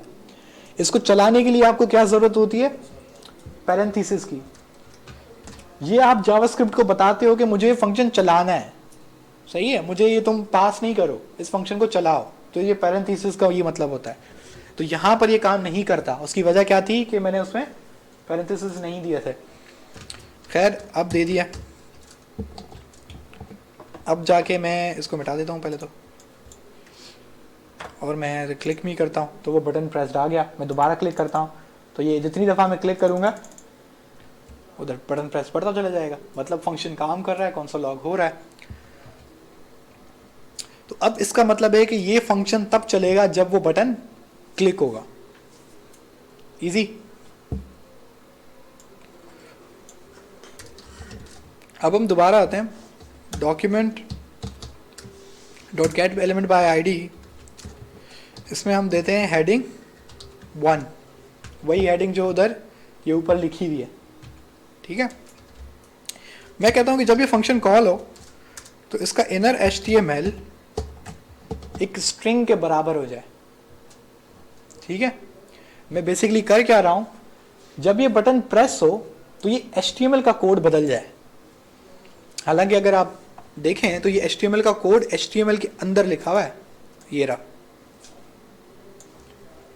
ठीक है, लेकिन मैं जावास्क्रिप्ट को कह रहा हूं कि जब मैं बटन प्रेस करूं तो इस HTML को बदल दो। तो देखते हैं कि क्या वो ऐसा करता है। तो मैंने उसको बोल दिया कि इसको तुम चेंज करो हेलो वर्ल्ड में। तो अब हम इसको बटन को प्रेस करते हैं तो क्या चेंज हो गया, हेलो वर्ल्ड। इसका मतलब है कि हम लाइव वेबसाइट के hard coded HTML, hard coded उस कोड को कहते हैं जो आपने खुद लिखा हो, सही है, HTML के अंदर। तो हम हार्ड कोडेड HTML को भी बदल सकते हैं जावास्क्रिप्ट के थ्रू। कैसे बदल सकते हैं? मैंने सिंपल इस एलिमेंट के डॉक्यूमेंट ऑब्जेक्ट को बुलाया है अब आप समझ रहे हैं, ऑब्जेक्ट डॉक्यूमेंट ऑब्जेक्ट, मैं इसको बार बार क्यों कह रहा हूं, क्योंकि ये डॉक्यूमेंट के अंदर है, तो मैंने उसकी इनर एचटीएमएल को एक न्यू वैल्यू से बदल दिया है। अब एक फंक्शन का एक और काम करते हैं। कोई सवाल? बटन से कैसे चेंज हुई है? बटन से इसका क्या लिंक है? बटन से इसका ये लिंक है, ये फंक्शन का नेम क्या है, माई फंक। जब ये यहाँ तक ये पूरी वैल्यू ये जावास्क्रिप्ट में चलेगी कुछ ऐसे, तो ये फंक्शन एग्जीक्यूट हो जाता था। लेकिन मैंने इसको यहाँ पे एग्जीक्यूट नहीं करवाया, मैंने इसको एग्जीक्यूट करवाया एचटीएमएल के अंदर, बिल्कुल इधर। ये आपका बटन है, बटन के अंदर एक एट्रीब्यूट होता है ऑन क्लिक। तो ऑन क्लिक क्या करता है कि इसके पैरेंथेसिस के अंदर आप जो भी चीज दोगे उसको वो चला देता है, उस कोड को चला देता है जब ये बटन प्रेस होगा। मतलब ये वाली लाइन तब तक नहीं चलेगी जब तक वो बटन प्रेस नहीं होगा, लेकिन जैसे ये लाइन प्रेस होगी तो वो बटन प्रेस होगा तो ये वाली लाइन चल जाएगी। तो इस लाइन में मैंने वो फंक्शन को कॉल करवाया, फंक्शन कॉल करवाया। इसमें बहुत फर्क है, फंक्शन डेफिनेशन और फंक्शन कॉल, इसमें बहुत फर्क है। तो यहाँ पे मैंने फंक्शन कॉल करवाया। अब एक और इसमें चेंजिंग करते हैं, जावास्क्रिप्ट है, मैंने यहाँ पे वेरिएबल दे दिया क्या, डेटा। इसको हम क्या कहते हैं, पैरामीटर। क्या कहते हैं, पैरामीटर। मैंने इधर पैरामीटर दिया है डेटा। तो मैं कह रहा हूँ कि यार तुम खुद डिसाइड ना करो, जो तुम्हें पैरामीटर मिले वो सेट करो, ठीक है। तो अब होगा क्या, अब जब आप मेरा ये फंक्शन यूज कर रहे होंगे तो यहां पर आपको एक ऑप्शन है, आप अपनी तरफ से कुछ भी सेट कर सकते हैं, ठीक है। तो मैं लिख देता हूं कि माय डेटा, तो ये मैंने सेव किया, तो अब वो माय डेटा करेगा। ये बेसिकली, अब आप देखें जो फंक्शंस आपने पढ़े थे, जो पैरामीटर्स के कॉन्सेप्ट पढ़े थे, वो सब अब यहाँ पे अप्लाई हो रहे हैं, यूज हो रहे हैं आपकी जो आपकी ज़रूरत है उसके मुताबिक, ठीक है। अब ये आपका केस है कि ये फंक्शन लूप के अंदर आप चला दें, आप ये फंक्शन में अंदर कहीं भी कुछ भी कहीं भी कैसे भी कोई भी एट्रीब्यूट कोई भी ऑब्जेक्ट यूज करें, ये अब आपका यूज केस है, आपकी सोच है, आप क्या बनाने जा रहे हैं ये आपके ऊपर है, ठीक है। अभी तक आपको सिर्फ बेसिक्स पढ़ा दी गई हैं। पहले जब हम ये फंक्शन कॉल करवाते तो वो हर जगह हेलो वर्ड लिखता, तो हम जो जितनी बार भी कराएं जो लेटर देंगे वो चेंज करता रहेगा। हाँ, अगर आप लूप करेंगे तो वो आपको बेसिकली दिखेगा नहीं, वो आखिरी वैल्यू पे चला जाएगा क्योंकि वो बहुत तेज़ी से बदल देगा। लेकिन अगर आप इसी पे ही सेट टाइम आउट, आपने पढ़ा होगा शायद, सेट टाइम आउट नहीं पढ़ा, कहाँ तक पहुँचे हो जावास्क्रिप्ट में? जावास्क्रिप्ट में 2 घंटे की वीडियो दिखाई थी उसके बाद। तो इस पर अगर आप सेट टाइम आउट का एक फंक्शन लगा देते हैं और सेट टाइम आउट पे एक आप टाइमिंग लगा देते हैं, वो बेसिकली क्या करता है, वो एग्जीक्यूशन को रोक देता है। अभी तो देखें क्या हो रहा है कि या भी आप लोग पढ़ेंगे, खैर आप लोग पढ़ेंगे, तो मैं इनको बता रहा हूँ कि एक सेट टाइम आउट का एक जावास्क्रिप्ट का अपना बिल्ट इन फंक्शन है। उसमें आपको ये सहूलत होती है कि आप कहते हो कि यार ये वाली लाइन चले पहली 188, फिर उसके बाद 189 चलेगी, फिर उसके बाद 190 चलेगी, लेकिन जैसे ही 190 चल जाए तो 191 पे 5 सेकंड के लिए रुक जाना, क्योंकि अभी तो यूं सेकंड के अंदर पूरी वो लाइन चला दे, पूरे वो फाइल पढ़ लेता है, उसको चला भी देता है। आप यहाँ पे आपको पता भी नहीं चलता कि पलक झपकते हुए आपकी पूरी जो चेंजेस है वो आपकी HTML में दिख जाती हैं। जैसे कि यहाँ पे मैं इसको क्लिक कर रहा हूँ, देखें इसको रिलोड किया तो कितनी जल्दी से वो फंक्शन को एग्जीक्यूट करवा रहा है। लेकिन मैं कह रहा हूँ कि भाई हल्के, इतनी जल्दी नहीं, कोई मेरा फंक्शन है, मैं कहता हूँ कि भाई 5 सेकंड के बाद ये इस लाइन पे रुक जाओ 5 सेकंड के लिए। तो इस सेट टाइम आउट का एक फंक्शन है, बड़ा इजी फंक्शन है, उसको चलाना भी बहुत आसान है। तो खैर जब आप वो इस्तेमाल करोगे तो वो उस टाइम के बाद वो फंक्शन चला आगे, मतलब जो आपका फंक्शन है वो चलना शुरू हो जाता है, ठीक है। तो ये उनके लिए होता है, अगर आप इसमें फ़र्ज़ करेंगे 10 वैल्यूज़ चेंज करवाते हैं और उनके बीच में सेट टाइम आउट लगा देते हैं, तो वो हर फ़र्ज़ करेंगे 2-2 सेकंड के बाद वैल्यू चेंज होगी, फिर दूसरी चेंज होगी, फिर दूसरी चेंज होगी। ये बेसिकली गैलरी में यूज़ होता है, जो गैलरी में थोड़ी देर के बाद टक करके वो नई इमेज आ जाती है, फिर थोड़ी देर के बाद टक करके दूसरी इमेज आ जाती है, तो उसमें वो सेट टाइम आउट लगा हुआ होता है। तो वो हर सेट टाइम आउट के बाद वो बेसिकली HTML को फ्लिप करवा रहा होता है। जैसे फ्लैक्स पे आपने ऑर्डर पढ़ा था, तो समझ लेंगे फ्लैक्स के अंदर आप ऑर्डर को एक्सेस करके वो उसको चेंज कर रहा था और कुछ भी नहीं, ठीक है। तो अभी तक आप लोगों ने डॉक्यूमेंट के अंदर जिस प्रॉपर्टी को पढ़ा है वो कौन सी है, गेट एलिमेंट बाय आईडी। और गेट एलिमेंट के बाय आईडी के बाद आपने क्या पढ़ा है, .NET HTML। अभी तक आपने जस्ट ये पढ़ा है, बाकी तो पुरानी चीज़ें थी, फंक्शन एंड ऑल, ठीक है। और दूसरी एक और चीज़ आपने पढ़ी है, ऑन क्लिक। ये एट्रीब्यूट तब काम करेगा जब ये बटन प्रेस होगा, और जब ये बटन प्रेस होगा तो ये लाइन चल जाएगी। इसको हम टेक्निकल जबान में इवेंट लिसनर्स कहते हैं। क्या कहते हैं? Event listeners. इवेंट लिसनर्स क्या होते हैं कि जावास्क्रिप्ट में अगर कोई यूजर कोई काम करे तो फिर ये कर दो, अगर मैं कोई बटन दबाता हूं तो ये करो, तो ये इवेंट लिसनर है, वो एक इवेंट का इंतजार करता है उसको चलाने के लिए। इस केस में वो बटन प्रेस होने का इंतजार करेगा तब ये फंक्शन चलाएगा, तो ये क्या हो गया? Event listener. इसी तरीके से आप इवेंट लिसनर कहीं भी लगा सकते हैं, किसी की भी आईडी बुला के उसमें आप इवेंट लिसनर लगा सकते हैं कि भाई जब ये क्लिक हो, ये हॉवर हो, माउस इसके ऊपर आए तो ये वाला फंक्शन चला दो। आपको अगर मैं बताऊं तो ये ट्रैकिंग के लिए इस्तेमाल होता है। कैसे? कि अब आप एक वेबसाइट बंदे की पढ़ रहे थे, ई कॉमर्स की वेबसाइट आप पढ़ रहे थे, अगर सेल्स फनल किसी ने काम किया है ई कॉमर्स में, तो सेल्स फनल उसमें होता है, उसमें ये डेटा प्रिपेयर करना होता है कि यूज़र कहाँ तक आया था और वापस चला गया, या उसने परचेज कर ली, जिसने परचेज की वो कैसे आया, वो किस पेज पे पहले आया, उसने उस पेज पे क्या क्या पहले देखा, ये पूरा डेटा सेव हो रहा होता है। हर आपके HTML टैग को एक आईडी दी हुई होती है या क्लास दी हुई होती है, वो भी देखेंगे, क्लास भी आप एक्सेस कर सकते हो। तो हम एक फंक्शन का एक इवेंट लिस्टनर लगा देते हैं कि उसकी माउस की या एक स्क्रॉल, इन दोनों के थ्रू हो जाता है कि वो स्क्रॉल पे कहाँ पे था या उसकी माउस की कहाँ पे थी, वो उसको पॉइंटर कहाँ पे था। तो उसको देखते हुए आप पीछे फंक्शन पे डेटाबेस में वो सब उस यूज़र की आईडी के अंदर सेव करते रहते हो। फिर डेटा साइंस के थ्रू आप फंक्शंस लगाते हो, डेटा विजुअलाइजेशन का ये पार्ट है, उसमें आप दिखाते हो कि भाई यूज़र्स यहाँ तक आए, ज़्यादातर एवरेज यूज़र जो था वो यहाँ तक आया, फिर यहाँ से वापस चला गया। इसका मतलब है कि वेबसाइट का ये वाला जो सेक्शन है ये मेरा ब्लॉकिंग पॉइंट है। इसका मतलब है कि ये वाला जो सेक्शन है इधर कुछ गड़बड़ है, जो कस्टमर्स ने देखा और वो वापस चले गए। तो आप जाते हो उस सेक्शन को गौर से देखते हो, और उसमें जो भी आपको लगता है कि ये फॉल्ट है शायद, तो वो उसको आप सही करने की कोशिश करते हो। आप फिर ट्रैकिंग करते हो कि कस्टमर कहाँ तक आया, क्या हुआ, और सेल्स हो रही है कि नहीं। तो ये सारा काम हो रहा होता है। अगर गूगल एनालिटिक्स का आपने नाम सुना हो तो गूगल एनालिटिक्स एक पूरी एक लाइब्रेरी है जो कि जावास्क्रिप्ट में, जैसे आपने HTML में यहाँ पे ये लगाई है स्क्रिप्ट, वो बिल्कुल ऐसे ही ऐड हो जाती है, और वो यही काम करती रहती है। वो सारा यूज़र का डेटा जो है वो कहाँ जा रहा है, कहाँ पे क्लिक कर रहा है, कैसे कर रहा है, इवेंट लिसनर्स लगे हुए होते हैं, वो बेसिकली डेटा को सेव करते हैं। फिर वो आपको गूगल के डैशबोर्ड पे ग्राफ्स के थ्रू वो सारा डेटा डिस्प्ले करा लेते हैं। ठीक है, तो बड़ी बड़ी फंक्शनैलिटीज़ इन्हीं सिंपल फंक्शन से मिलके बनाई जाती हैं। ठीक है, तो अभी तक आपने गेट एलिमेंट बाय आईडी, लेकिन यहाँ पे अगर हो क्लास, तो हेड क्लास, अब आईडी नहीं है, सिर्फ क्लास है, तो अब मैं इसको कैसे रीड करूं, ये भी सवाल है। ठीक है, तो अभी तक आपने क्या पढ़ा? गेट एलिमेंट बाय आईडी, जो अगर आप बेसिक अंग्रेजी जानते हो तो आपको इसका मतलब समझ में आ रहा है कि मुझे एलिमेंट लाके दो, किसकी पहचान के थ्रू? आईडी से। अब एक और वेरिएबल बनाता हूं, क्लास हेडिंग।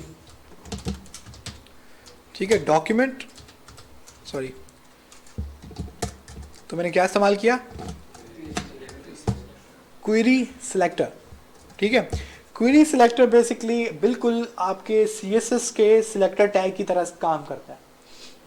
उसके सारे नहीं, वो ज़्यादा पावरफुल है। CSS का जो सिलेक्टर्स होते हैं कि इसका चाइल्ड, उसका सिबलिंग, फलाना ढिमकाना, ठीक है, ये उतना पावरफुल नहीं है, लेकिन उस जैसा दिखता है कि जब आप कहोगे यार इसको देखकर ये वाली आईडी मेरे पास ले आओ, या ये वाला एलिमेंट मेरे पास ले आओ। जैसे कि अब मैंने इसको क्या क्लास दी है? Heading class. तो जैसे कि आपको पता है कि CSS में पहले हम डॉट देते हैं क्लास के लिए, इसमें भी डॉट देंगे, फिर क्लास का नेम लिख देंगे। ज़रा हम जाते हैं, इसका नाम मैंने क्या दिया वेरिएबल का? Class heading. तो मेरे पास क्लास हेडिंग में वो वेरिएबल आ गया।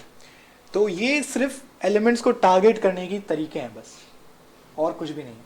तो क्वेरी सिलेक्टर में मैंने क्लास के थ्रू किया है, और गेट एलिमेंट बाय आईडी के थ्रू मैंने आईडी के थ्रू किया है।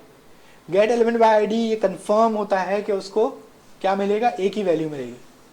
ठीक है, ये क्वेरी सिलेक्टर में मल्टीपल वैल्यूज हो सकती हैं, क्योंकि हमें पता है कि एक ही क्लास की 2 वैल्यूज भी हो सकती हैं, 2 एलिमेंट हो सकते हैं, एक ही क्लास के 10 भी हो सकते हैं।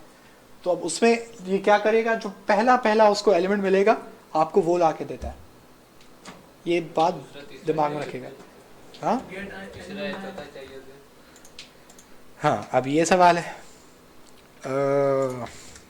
इसको हम कॉपी करते हैं, नीचे आते हैं, ठीक है। तो अब उसके लिए हमें क्या करना पड़ेगा कि h2 स्मॉल हेडिंग, लेकिन मैं इसमें यही क्लास दे देता हूँ, ठीक है।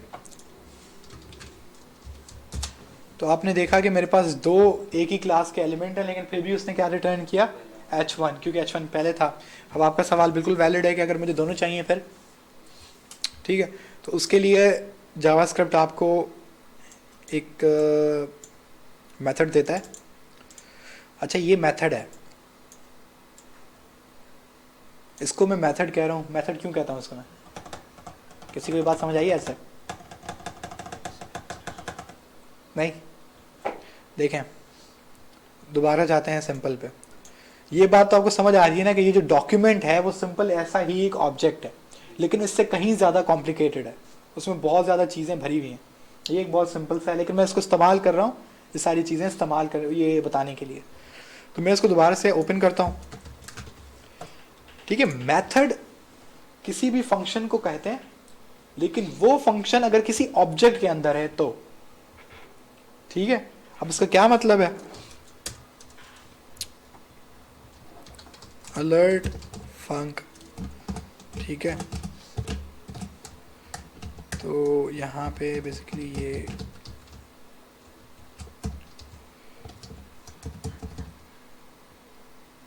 इसका एक काम कर,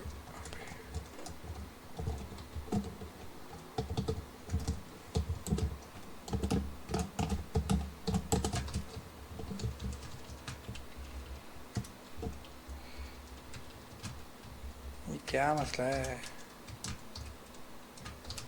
हाँ, अब सही सही सही। तो ये ऐप है, इसके अंदर console.log है, कुछ भी है, इसके अंदर एम्प्टी वैल्यूज़ हैं। तो ये एक फंक्शन है। तो होता क्या है कि अगर ऐसा ही आपके पास एक ऑब्जेक्ट है, ठीक है, और उसके अंदर एक की पर एक फंक्शन पास किया हुआ।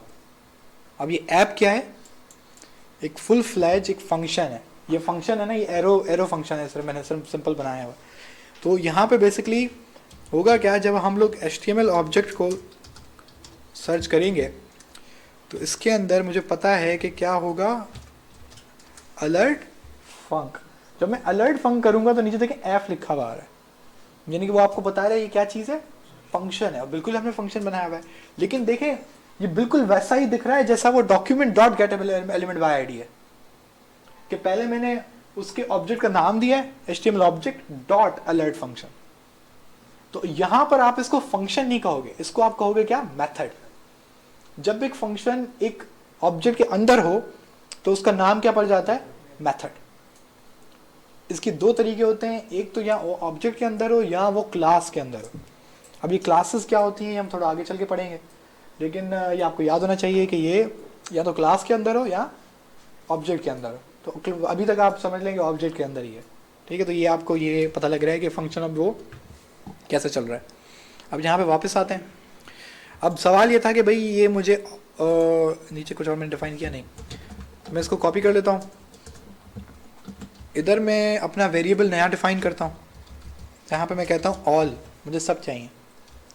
तो मैं सिंपल क्या करूँगा, क्वेरी सिलेक्टर ऑल, ठीक है। तो अब देखते हैं कि हमारे पास आउटपुट क्या आता है। ये देखना बहुत इंपॉर्टेंट है। इसके ऊपर कोई भी काम करने से पहले आपको ये पता होना चाहिए कि इसका आउटपुट क्या है। तो इसका वेरिएबल का नेम ये है क्लास हेडिंग ऑल,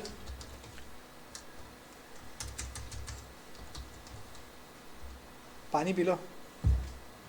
सर सोया ही नहीं था रात के, सोई तो क्यों नहीं सोए भाई? सर क्या बात है। अब देखो, अब क्लास हेडिंग ऑल में जो डेटा सेव हुआ है वो क्या सेव हुआ है, नोड लिस्ट। अभी जो नोड लिस्ट है ना, ये एक डेटा टाइप है। जब ऐसे करके जब आपको कंसोल शो करे ना कोई चीज़, तो ये बेसिकली आपको डेटा टाइप दिखा रहा होता है। लेकिन ये बिल्कुल किसकी तरह दिखती है? एरे। तो जब आप क्वेरी सिलेक्टर ऑल इस्तेमाल करोगे तो वो आपको एरे दे देगा उस क्लास में की जितनी जितनी आपके पास एलिमेंट। समझ आ रही है?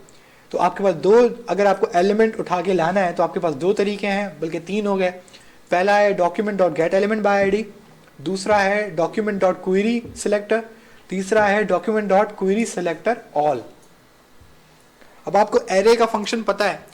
अब अगर मैं कहता हूं कि ये वेरिएबल है मेरा, नीचे नोड लिस्ट आ गई है, मैं कहता हूं कि मुझे पहला वाला एलिमेंट दो, तो आपको एरे का फंक्शन पता था कि आप स्क्वायर ब्रैकेट लगा के बीच में उसका इंडेक्स दे देते हो जो आपको एलिमेंट चाहिए। तो मैंने 0 दिया तो उसने मुझे कौन सा वाला? पहला वाला दे दिया। अगर मैं इसको मिटा के मैं कहता हूँ कि भाई मुझे पहला वाला नहीं, मुझे दूसरा वाला दो, तो वो उसने मुझे दूसरा वाला रिटर्न कर दिया।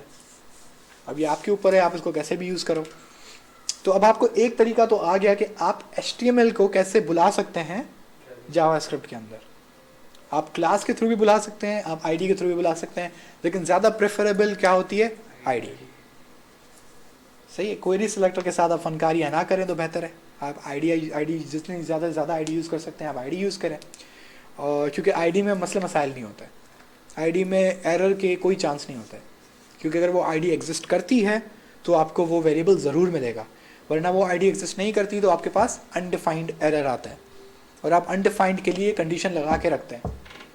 जब भी आप एक अच्छा कोड लिख रहे होते हैं तो आप कंडीशन ज़रूर बताते हैं कि अगर इसमें फ़र्ज़ करें कि एक नंबर पे आपको कोई फंक्शन चलाना था और उस वेरिएबल में कस्टमर ने नंबर पास नहीं किया, कोई स्ट्रिंग दे दी, तो आप ये खुद सोच लेते हैं कि यार ये गलती हो सकती है यूज़र से, तो आप उसके लिए क्या बना लेते हैं? एक एक्सेप्शन या कंडीशन हम इसे कहते हैं। ज़्यादा टेक्निकल टर्म एक्सेप्शन है कि हम एक exception basically if else statement ही होती है, लेकिन हम उसको एक अलग नाम दे रहे हैं एक्सेप्शन की। एक्सेप्शन बता रहे हैं कि अगर एक काम ना हो तो, कोई एरर आ जाए तो ये एक्सेप्शन हम डाल देते हैं कि भाई वो अगर वो नंबर की जगह क्या दे दे हमें? स्ट्रिंग, तो उसको एक अलर्ट जारी कर दो कि भाई तुमने इस इनपुट टैग में स्ट्रिंग दे दी है नंबर के बजाय, तो बराए मेहरबानी नंबर दो, और आप उसको फंक्शन लगा दोगे कि उसकी इनपुट की वैल्यू डिलीट कर दो, ताकि उसको पता लगेगा कि अच्छा ये वाला इनपुट मैंने गलत लिखा है। अब ये डिलीट कैसे होता है ये भी आप कर सकते हो, लेकिन उसको अब देखते हैं। ठीक है जी। तो कंडीशन एग्जीक्यूट करने के लिए भी उसको रिजल्ट ट्रू होने चाहिए ना, हमने जो एफ हाँ, तो अगर वो फॉल्स आ रही है लेकिन फिर भी आपको कंडीशन चलानी है तो आप नॉट लगा लो। सर नॉट तो फिर फॉल्स को ट्रू कर देगा ना, तो ये फिर कंडीशन तब चलेगी जब हमें फॉल्स रिटर्न होगा, मतलब वो कोई कंडीशन फॉल्स हो जाएगी। जो मतलब फॉल्स नंबर की जगह नंबर में स्ट्रिंग डाले तो इफ एल्स कंडीशन में क्या लिखना पड़ेगा? स्ट्रिंग। तो आप टाइप ऑफ की वो टाइप चेक कर लो, आप ये कर लो। मैं नॉर्मली ये करता हूँ। तो इसे चेक करने के लिए नहीं, कंडीशन में आप यही लगा दो ना। अब देखो टाइप ऑफ में अगर आपने स्ट्रिंग डाल दी तो वो नीचे क्या दे रहा है? स्ट्रिंग। तो इसको अगर आप इक्वल स्ट्रिंग, या नहीं इसका वो होता है फंक्शन होता है, मैं खुद भूल गया। इसकी इक्वलेंसी बेसिकली हम टाइप ऑफ से ही चेक करते हैं। अगर इक्वल स्ट्रिंग के हो गया, आई थिंक इसका कोई वो कीवर्ड होगा जो कि स्ट्रिंग के, क्योंकि स्ट्रिंग वो क्या उसको लग रहा है कि ये एक वेरिएबल है। ठीक है, तो इसका कोई होगा, आई थिंक कैपिटल कर लो, याद नहीं आ रहा, ये चेक कर लेना बाद में कि ये क्यों क्या था। लेकिन नंबर का तो नंबर है ये वाली, तो वो नीचे से फंक्शन आ रहा है नेटिव कोड। इसी तरीके से स्ट्रिंग का भी कोई होगा, तो उसको हम टाइप ऑफ को इक्वल चेक कर लाते हैं कि ये स्ट्रिंग ही आ रहा है या नंबर आ रहा है। अब फर्स्ट से टाइप ऑफ नंबर होता तो वो इक्वलेंसी होगी। शायद आपने ब्रैकेट में देखे वो आपने सिर्फ दो इक्वल के निशान दिए तो सिर्फ नहीं, वो नीचे वो स्ट्रिंग आ रहा है, देखो वैल्यू शायद चेक, डेटा टाइप नहीं चेक कर, नहीं वो वैल्यू चेक कर रहा है, नीचे देखो स्ट्रिंग। तो हम ऐसे चेक कर लेते हैं कि उसने स्ट्रिंग पास किए हैं, वो पास किए। दूसरा बहुत इजी तरीका है, अब देखिए ये जुगाड़ें बहुत लग रही होती हैं, हर जगह लगती हैं। हम क्या करते हैं, हम पार्सेंट लगाते हैं, पार्सेंट लगा के अब फर्ज करें कि उसने हमें क्या दे दी? स्ट्रिंग। तो हमें पता है कि आउटपुट क्या आएगा? Not a number. तो हम उसको चेक कर लेते हैं कि अगर वो नॉट अ नंबर दे तो उसको हम एरर थ्रो कर देते हैं कि तुमने हमें क्या दे दिया है, स्ट्रिंग, नंबर दो। समझ रहे हो, कंडीशन में ये आ रहा होता है। अब NaN फॉल्स कंडीशन है, NaN कंडीशन इसको फॉल्स कंसिडर करता है, इसकी कंडीशन नहीं चलाएगा। ये फॉल्स की जगह के अगर NaN पास हो रहा है तो वो समझ जाता है कि कंडीशन नहीं चली। ज़रूरी नहीं कि सिर्फ फॉल्स दो तो कंडीशन ना चले, आप 0 दोगे तो भी कंडीशन नहीं चलेगी, आप एम्प्टी स्ट्रिंग दोगे तो भी कंडीशन नहीं चलेगी। इसको हम फॉल्सी स्टेटमेंट्स कहते हैं। ये खुद फॉल्स है नहीं, लेकिन ये फॉल्स को दिखा रहा है। Undefined, not a number, null, NaN, ये जो चीज़ें हैं ना, इसको हम फॉल्सी स्टेटमेंट्स कहते हैं। 0, जब आप ये पास करोगे इफ एल्स स्टेटमेंट को, तो इफ एल्स को पता लग जाएगा कि ये क्या है, फॉल्स है, ये फॉल्स की कैटेगरी है। और जब आप स्टेटमेंट देते हो, जैसे कि अब अगर आपने कोई स्ट्रिंग दी है, ठीक है, तो ये ट्रू है। अगर आप सिर्फ ट्रू ना लिखो, कोई बूलियन वैल्यू ना दो इफ एल्स को, आप उसमें कोई स्ट्रिंग वैल्यू पास कर दो ना, तो वो समझ जाता है ये क्या है, ट्रू है। अगर आप उसको एम्प्टी स्ट्रिंग दोगे, वो समझ जाएगा ये फॉल्स है। इसको हम ट्रू और फॉल्सी स्टेटमेंट्स कहते हैं। आप इसको चेक कीजिएगा कि ये कैसे हो रहा है, कैसे नहीं हो रहा है। इसको हम फ्लिप भी कर सकते हैं। हम नॉर्मली ये चेक करने के लिए कि हमारे पास एम्प्टी डेटा तो नहीं आ रहा, हम उसको इफ एल्स स्टेटमेंट के अंदर वो वेरिएबल पास कर देते हैं कि अंदर इसके अंदर स्ट्रिंग आएगा। अब मुझे पता है कि अगर उस वेरिएबल के अंदर कोई ना कोई स्ट्रिंग का आ रहा है, जैसे कि हेलो वर्ल्ड, अब ये एक स्टेटमेंट है, तो वो ट्रू हो जाएगी। अगर वो बिल्कुल खाली आई, बस यूँ कोटेशन मार्क्स हैं, बीच में कुछ भी नहीं है, अगर एक स्पेस भी होगा तो वो ट्रू है। अगर वो कुछ भी नहीं आया तो वो समझ जाएगा यहाँ पे कोई मसला हुआ है, तो वो फॉल्स चला लेगा, मतलब वो कंडीशन फॉल्स हो जाएगी, जो एल्स वाला ब्लॉक होगा वो चल जाता है। सही है, ये ट्रू और फॉल्सी स्टेटमेंट्स का फ़र्क है। इसको आप खैर करके देखिएगा कि ये कब कब कौन कौन सी कंडीशन होती है। लेकिन ये चलो, इसको हम आगे देख लेंगे जब आपको रिएक्ट भी पढ़नी है, आपने नॉट भी पढ़नी है, तो ये सब कुछ बहुत आएगा, तो उसके दौरान ये मसले मसाइल आप डील कर ही लोगे। ठीक है, फॉर्म वैलिडेशन में यही चीज़ें यूज होती हैं। फॉर्म वैलिडेशन में यही चीज़ें यूज़ होती हैं कि हम चेक कर रहे होते हैं कि कहीं एम्प्टी वैल्यू तो नहीं दे रहा, कहीं हाँ कहीं कुछ नहीं दे रहा, ये सारी कंडीशन हम चेक करते हैं। तो चलो, अभी हमने क्वेरी सिलेक्टर पढ़ लिया, डॉक्यूमेंट पढ़ लिया, अब आपको क्या पढ़ाना चाहिए? अच्छा नहीं, ऐसे कैसे? अब document dot get element bye ID heading 1, ठीक है। अभी तक आपने डॉट इनर HTML देखा था, आपने डॉट इनर HTML देखा था। एक और इधर एक टाइप होती है क्या,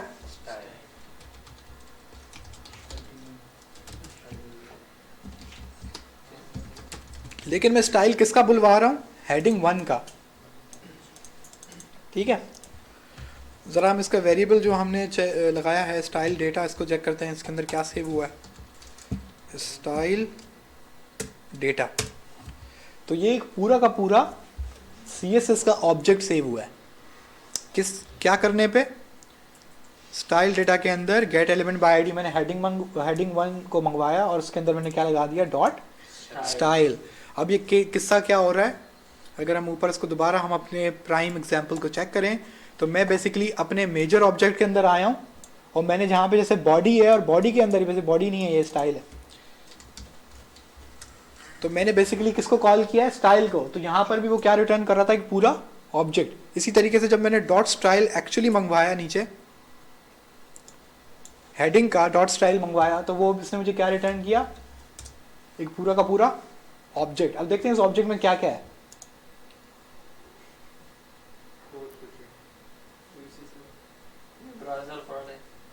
तो ये देखें, ये डिफ़ॉल्ट वैल्यूज़ हैं जो ब्राउज़र भेजता है जब आप HTML चलाते हैं।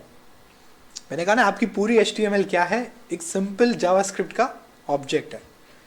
तो CSS भी वो अलग से नहीं पढ़ता, CSS भी वो उसी ऑब्जेक्ट के अंदर डाल के पढ़ता है, डॉट स्टाइल करके। बस जब आप वो स्टाइल का टैग लगाते हैं या इनर HTML लिखते हैं, तो HTML बेसिकली वहाँ पे वो उस ऑब्जेक्ट के अंदर, वो डॉट स्टाइल के अंदर वो चीज़ें सेव कर रहा है और कुछ भी नहीं कर रहा। ठीक है, तो आप जितनी भी वैल्यूज़ यूज़ करते हैं वो आपको इस ऑब्जेक्ट में मिल जाएंगी। ये एक सबसे अच्छा तरीका इसका ये है कि जब आप ये भूल जाओ कि अगर आपको कोई वैल्यू चलानी है, ठीक है, और आप ये भूल जाओ कि जावास्क्रिप्ट में उसको कैसे लिखूं। जैसे कि मैंने बताया कि बैकग्राउंड कलर डैश नहीं आता उसमें, बैकग्राउंड डैश कलर, उसमें बैकग्राउंड कलर आता है। चलो हम वही देख लेते हैं। तो वो B में होगा, बी ए है तो ऊपर ऊपर होगा। ये देखें बैकग्राउंड कलर, ठीक है। तो बैकग्राउंड कलर कैसे लिखा हुआ है, सी उसका कैमल केस है, डैश है नहीं। तो अगर आप इसको बैकग्राउंड कलर सेट करने जाएंगे तो आपको बिल्कुल यही प्रॉपर्टी कॉल करवानी है। लेकिन अगर अब हम लोग एक काम करते हैं, हमने ऊपर एक अदद फंक्शन लिखा था, ये रहा, सही है। तो एक काम करते हैं, इसको वेरिएबल को सेव करा के लगते हैं, चेक करते हैं कि वो रेफरेंस काम करता है। मैं क्या करता हूँ, डॉट इनर HTML को कट करता हूँ, आइटम डॉट, ठीक है। मैंने मतलब एक सिंपल करने के लिए कि आप लोगों को दिखे, मैंने document dot get element by ID पूरे को एक वेरिएबल के अंदर सेव कर लिया आइटम। बल्कि इसको मैं वार नहीं करता, मैं इसको लेट करता हूँ। लेट का क्या काम था, क्या लोकल स्कोप है, वो क्या है, वो स्कोप लफ्ज सही यूज करें, लोकल स्कोप। लोकल स्कोप का क्या मतलब है कि उसकी जो एग्जिस्टेंस है, जो उसकी ज़िंदगी है, वो उसके अपने फंक्शन के अंदर है, इस फंक्शन के बाहर उसको कोई नहीं जानता।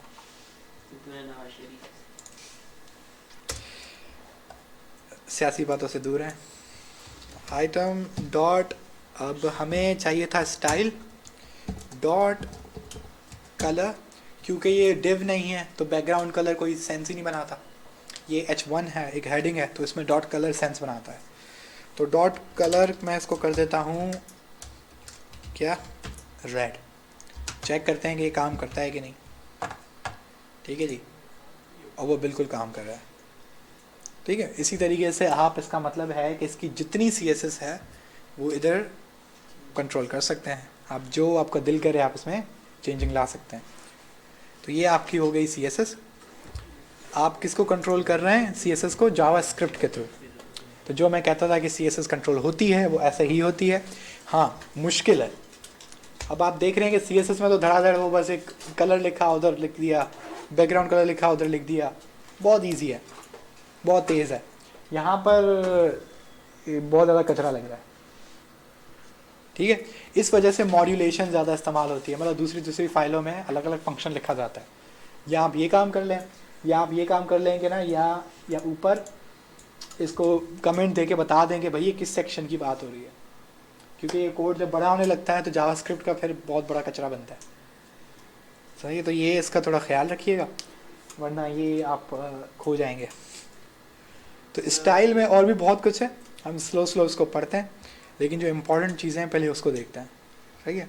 तो स्टाइल में अब मैंने खैर इतनी तो अब आप में अकल है कि आप डॉट स्टाइल को कंसोल लॉग करवा के आप CSS की जितनी प्रॉपर्टीज़ है उसको देख रहे थे, तो आप उसको, आपकी वैल्यू भी आपको पता है कि आप नहीं जानते कि विड्थ में पिक्सल से सेट होती है, फॉन्ट जो है उसमें REM EM और पिक्सल्स यूज़ होता है, ये सब आपको आता है। तो इधर इस पर टाइम ज़ाया करने की ज़रूरत नहीं है कि मैं एक एक का फॉन्ट बदल के दिखाऊँ, मैं उसका विड्थ बड़ा कम करके दिखाऊँ। वो आप अगर खुद चेक करें तो ज़्यादा अच्छा है। मैंने आपको ये बता दिया है कि आप स्टाइल चेंज कैसे कर सकते हैं और किस एलिमेंट में कौन कौन सा स्टाइल आप चेंज कर सकते हैं, वो आपको डॉट स्टाइल वाली प्रॉपर्टी कंसोल लॉग करके पता लग जाएगा।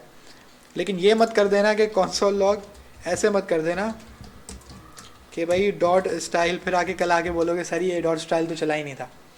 डॉट स्टाइल का कहने का मतलब है कि document dot get element by ID, उस एलिमेंट की आईडी फिर डॉट स्टाइल। ये बात समझ आ रही है नहीं? ये वाली हरकत मत कर देना। सवाल है कोई? ठीक है। अब ये तो बातें हुई कि जो HTML में है वो मैं जावास्क्रिप्ट में कैसे लाऊं। जी सर। ये अभी तक जो कहानी चली है ये किस बात पे चली है कि जावा HTML में कुछ लिखा हुआ है, मैं उसको कैसे देखूं या उसको क्या उसमें बदलूं। लेकिन अब सवाल ये भी उठता है कि क्या एक HTML में चीज़ है ही नहीं, मैं उसको फिर भी बनाऊं, क्या ऐसा जावास्क्रिप्ट में मुमकिन है? सही है, तो अब उसको देखते हैं। तो हम करते ये हैं कि जी यहाँ पर हम बनाते हैं एक अदद div, इसको मैं देता हूँ कंटेनर, ठीक है जी। देखिए इसका इसका कॉन्सेप्ट समझ लीजिएगा। एलिमेंट क्रिएशन का कॉन्सेप्ट सबसे इंपॉर्टेंट चीज़ है। कौन सा वेरिएबल क्या काम कर रहा है ये इंपॉर्टेंट है। एक दफ़ा आप ये समझ जाएंगे तो आप कोई भी चीज़ HTML की इसके थ्रू आप बना लेंगे, आपको कंफ्यूज नहीं करेगा। ठीक है, सिर्फ ये समझ लीजिएगा कि हर मेथड क्या काम कर रहा है, उसका क्या रोल है। ठीक है, 2-3 है, ज़्यादा नहीं है, लेकिन उनका थोड़ा यूज़, थोड़ा इस्तेमाल करना थोड़ा ट्रिकी है। खैर, लेकिन कंटेनर, अब हम दोबारा वही काम करेंगे। Var container document dot get element by ID. सबसे फेवरेट यही है, सबसे ज़्यादा यही यूज़ करेंगे हम। डॉट कंटेनर, डॉट नहीं आएगा, सिर्फ कंटेनर आईडी का नाम आएगा। सही है, क्योंकि ये क्वेरी सिलेक्टर नहीं है। क्वेरी सिलेक्टर होता तो आपको पता है कि आईडी के आगे हैश लगता है। ये बात सबको पता है, क्योंकि मैंने बताया था क्वेरी सिलेक्टर आपकी बिल्कुल CSS सिलेक्टर्स की तरह काम करता है। कंटेनर आ गया। अब इसमें मैं देखता हूँ कि कंटेनर में कुछ आया भी है कि नहीं। बिल्कुल आया है, मेरा डिव आया है। ठीक है, सो फार सो गुड, बेहतरीन काम चल रहा है।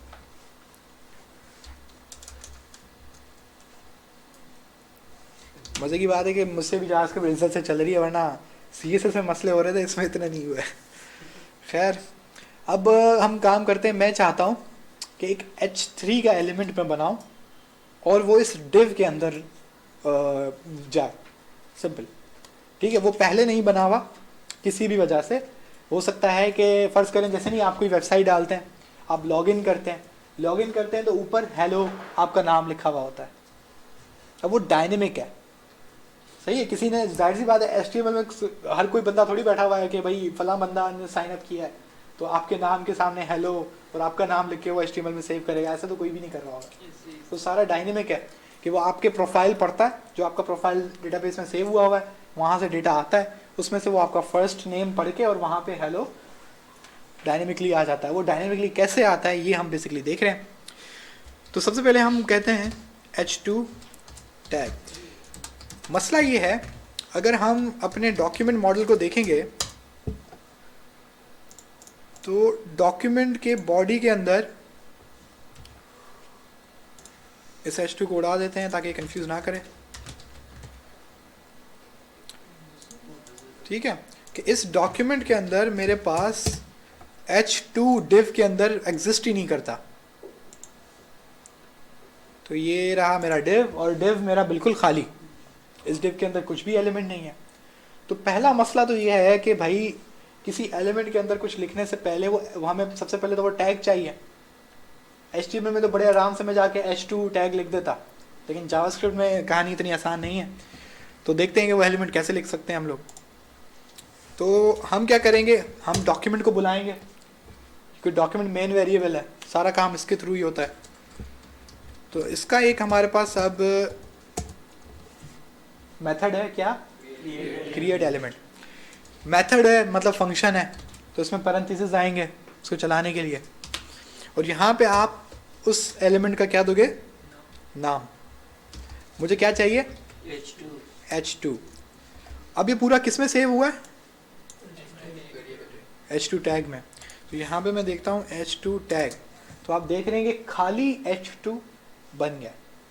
इतनी कहानी हो गई है, एक टैग बन गया, लेकिन अब उसके अंदर कुछ भी नहीं है। तो आपको पता है कि अगर एक टैग है उसके बीच में अगर मैं कुछ लिखना है तो वो कैसे लिख सकते हैं हम लोग, हाँ जी, इनर HTML। सही है। अब फर्ज करेंगे एक मेरा ये वाला कंटेनर है, ठीक है, इसमें नेम है ना। अब फर्ज करेंगे ये वाला जो ऑब्जेक्ट है मेरा डेटाबेस से आया है। ठीक है, डेटाबेस से आपके पास ये मेथड आया था, तो ये एक तरह से डायनेमिक हो जाएगा। तो नहीं यार, इसको क्या करें, HTML ऑब्जेक्ट डॉट नेम। मैं कह रहा हूँ कि HTML ऑब्जेक्ट जो मेरे पास आ रहा है उसके अंदर जो नेम है वो सेट कर दो किसका, इनर HTML इस H2 का। तो अब अगर हम देखें तो H2 टैग, तो उसके अंदर वो सेव हो गया, H2 बन गया, H2 के अंदर नाम आ गया। अभी तक वो h2 उस div के अंदर नहीं आया, बस ये काम रह गया। तो वो कैसे करेंगे? तो हम एक न्यू लाइन पे आते हैं। मेरा कंटेनर ये रहा, ठीक है। तो मैं अपने कंटेनर को बुलाऊंगा डॉट। अब मैं किसको कॉल कर रहा हूँ? कंटेनर को। हालांकि देखेंगे इस कंटेनर का मैंने कोई ऑब्जेक्ट नहीं बनाया, लेकिन फिर भी मैं डॉट लिख रहा हूँ, मतलब ये ऑब्जेक्ट है। तो ये किसने बनाया है? जावास्क्रिप्ट में, क्योंकि बना हुआ है। आपने देखा था कि document dot get element by ID dot style किया तो वो पूरा एक बड़ा सा एक ऑब्जेक्ट आ गया था। इसी तरीके से एक और बहुत सारे ऑब्जेक्ट्स होते हैं, जब आप क्रिएट एलिमेंट भी कर रहे हैं तो जावास्क्रिप्ट उसके लिए एक पूरा खाली ऑब्जेक्ट बना के दे देता है आपको, जिसके अंदर आप प्रॉपर्टियां इस्तेमाल कर सकते हैं। अब आप डॉट क्या यूज करेंगे? अपेंड चाइल्ड, क्योंकि h2 इस div का क्या बनेगा? चाइल्ड बनेगा, क्योंकि वो उसके अंदर है। HTML टेक्स्ट का यही तो वो सारी सिंटैक्स था कि एक पेरेंट, फिर उसका चाइल्ड, फिर वो चाइल्ड का एक और चाइल्ड, जिसे हम पेरेंट का ग्रैंड चाइल्ड बोलते थे। सही, ये सारी कहानियां चलती थी। तो इसको मैंने अपेंड चाइल्ड किया और इसमें मैं क्या पास करूंगा? ये जो एलिमेंट आपने बनाया है, ठीक है। तो यहां पे देखें ये आ गया। अगर मैं एलिमेंट्स में जाता हूं, जो कि आपको पूरे आपके वेब पेज की वो दिखाता है, HTML दिखाता है, तो आप अगर ये वाला जो मेरा div है इसके अंदर जाएं तो ये आपका h2 चेक करके दिखा रहा है, ठीक है। एक इसका भी बन गया, हाँ ये इसका भी बन गया। नहीं, ये इसमें यही है कि ये तब तक एलिमेंट है जब तक आपकी जावास्क्रिप्ट चलेगी, ठीक है। मैं जावास्क्रिप्ट को जैसे ही डिस्कनेक्ट करूंगा, इसका मतलब है कि मैं इसको अगर डिस्कनेक्ट कर रहा हूं, मैं पीछे जाऊं तो वो गायब हो गया, क्योंकि वो बन किसके अंदर रहा है? जावास्क्रिप्ट के अंदर। और मजे की बात है कि बहुत सारी वेबसाइट्स हैं, तो वेब स्क्रैपिंग का तो नाम आपने सबने सुना है। वेब स्क्रैपिंग को रोकने के लिए वो लोग नॉर्मली क्या करती हैं कि जो मेन पोर्शन है ना, बीच वाला जो इसमें डेटा है सारा, वो जावास्क्रिप्ट के थ्रू बनवाते हैं। अब होता क्या है कि जब हम वेब स्क्रैपिंग के थ्रू उसको हिट करते हैं ना, तो हमारे पास HTML आता है। तो HTML पूरा खाली, उसके अंदर सिर्फ नेविगेशन है, फुटर है और बीच में कुछ भी नहीं है। ये सियासत है। तो ये टेक्निक होती है, लेकिन हम भी डेढ़ होशियार, हमने एक नई टेक्निक निकाली हुई है। हम एक ब्राउजर पूरा एक पाइथन के थ्रू कंट्रोल करते हैं। हम पूरा ब्राउजर खोलते हैं, एक्चुअली क्रोम ब्राउजर खुलता है, उस क्रोम ब्राउजर के अंदर वो वेबसाइट का लिंक डलता है, वो बिल्कुल खुलती है। जब वो कंप्लीटली खुल जाती है, अब उस वेबसाइट के अब्बा को भी नहीं पता कि ये ब्राउजर है या फिर बॉट है, क्योंकि उसको तो लगता है ब्राउजर है, तो वो जावास्क्रिप्ट चला देता है, क्योंकि ब्राउजर जावास्क्रिप्ट चला सकता है। तो जब वो जावास्क्रिप्ट पूरी चल जाती है, तो हम उसको पाइथन को कहते हैं कि जब ये वेब पेज पूरा लोड हो जाए, सब कुछ हो जाए, तो इसकी HTML निकाल के लाओ, क्योंकि जब जावास्क्रिप्ट चल जाएगी तो आपको पता है कि यहाँ पर एक बन जाएगा। ये बन जाएगा, तब उसके अंदर वो डेटा है। लेकिन अगर आप उसको ऐसे डायरेक्टली HTML को पकड़ेंगे, HTML फाइल को डाउनलोड करेंगे, आपको सिर्फ हेडर दिखेगा, फुटर दिखेगा और कुछ भी नहीं दिखेगा। तो फिर अभी तक HTML जो सीखी जो फालतू थी। सही है, नहीं ये कुछ ये एडवांस टेक्निक्स है। नॉर्मली आपको जितनी भी वेबसाइट्स दिखती हैं उसके अंदर हार्ड कोडेड HTML होती है, जावास्क्रिप्ट के थ्रू क्रिएशन नहीं होती। तो अभी हम इसको और आगे नहीं बढ़ाते, बहुत ज़्यादा हैवी डोज हुआ है आज, ठीक है। समझ लेंगे असल जावास्क्रिप्ट का पहला पहला टीका ही है। तो मैं इसको थोड़ा सा जल्दी जल्दी रिवाइंड करा लेता हूँ, ताकि आप लोगों को थोड़ा हो कि भाई हुआ क्या, ठीक है। बड़ा तो माशाल्लाह बहुत कुछ है सर। तो थोड़ा आप लोगों को पता लगे कि हुआ क्या। देखिए सबसे पहले हमने क्या पढ़ा? सबसे पहले हमने ये पढ़ा कि HTML के जो जितना भी हम HTML लिखते हैं वो हमें जावास्क्रिप्ट में एक वेरिएबल के अंदर मिलता है और उस वेरिएबल का नाम डॉक्यूमेंट है। अब जैसे कि CSS में हमें किसी एलिमेंट पे कोई काम करवाना होता था तो हम सिलेक्टर इस्तेमाल करते थे। सिलेक्टर में हम कभी उस एलिमेंट का नाम देते थे, कभी उसकी ID देते थे, कभी क्लास देते थे। तो यही सेम तरीका जावास्क्रिप्ट में भी है कि पूरी HTML तो मिल गई, लेकिन अगर मुझे सिर्फ H2 पे काम करवाना है तो मुझे वो कैसे मैं उसको पकड़ूं? तो हमारे पास तीन तरीके हैं। तीन तरीके क्या हैं? पहला तरीका है कौन सा सबसे पॉपुलर और सबसे आसान तरीका कौन सा है? Gate element bye ID। Gate element by ID. Simple document dot लगेगा क्योंकि वो डॉक्यूमेंट के अंदर है, डॉक्यूमेंट वेरिएबल के अंदर है। अगर आप ऐसे ही गेट एलिमेंट बाय आईडी लिखोगे तो जावास्क्रिप्ट आपको एरर देगा कि gate element by ID not found, undefined, क्योंकि वो डॉक्यूमेंट के अंदर है। तो document dot get element by ID, क्योंकि ये मेथड है तो आप पैरेंथेसिस लगाओगे और उसको एक वैल्यू पास करोगे। ये वैल्यू पास करना, इसको रीड करना, इसको चलाना आपने फंक्शंस में सीखा हुआ है, पैरामीटर, ठीक है, ये वही सेम चीज है। तो हम उसको क्या दे रहे हैं, हेडिंग 1। तो हम उसको कह रहे हैं ये एक बिल्ट इन जावास्क्रिप्ट का फंक्शन है, उस फंक्शन को हम एक आईडी दे रहे हैं, बोल रहे हैं भाई इस आईडी के जो तुम्हें टैग मिले, एचटीएमएल मिले, वो हमें लाके दे दो। सिंपल। आपको मैंने कंसोल लॉग बार बार करवा के देख लिया, वो पूरा का पूरा आपको टैग रिटर्न कर देता है। सही है। उस टैग के अंदर जो प्रॉपर्टीज, एट्रीब्यूट्स, आईडीज, जो कुछ भी है वो भी आपके पास साथ साथ आता है। सही है। उसके बाद हमने पढ़ा कि ठीक है, ये तो पहला तरीका। दूसरा तरीका क्या था, ये कौन सा, क्यूरी सिलेक्टर। क्यूरी सिलेक्टर ज्यादा से ज्यादा सीएसएस की तरह काम करता है। उसको आप सिंपल क्लास नेम दो, आईडी दो, आपकी मर्जी। क्लास नेम आप सीएसएस में कैसे देते थे, डॉट लगा के। इसमें भी आप कैसे दे रहे हो, डॉट लगा के। अगर आप इसमें आईडी भी दे सकते हो, आप गेट एलिमेंट बाय आईडी इस्तेमाल ना करो, क्वेरी सिलेक्टर करो। लेकिन मैं आपको बता दूं, ये ज्यादा तेज है, ये स्लो है, क्योंकि इसका फंक्शन बड़ा है, इसका फंक्शन छोटा है, तो ये जल्दी चल जाएगा, ये थोड़ा टाइम लेता है। तो query selector dot heading class, तो ये डॉट का मतलब मैं इसको बता रहा हूँ कि हेडिंग क्लास क्या है, क्लास है। अगर मैं उसको हेडिंग 1 आईडी देनी होती तो यहाँ पे मैं हैश दे देता। दूसरी बात ये थी, सिंपल।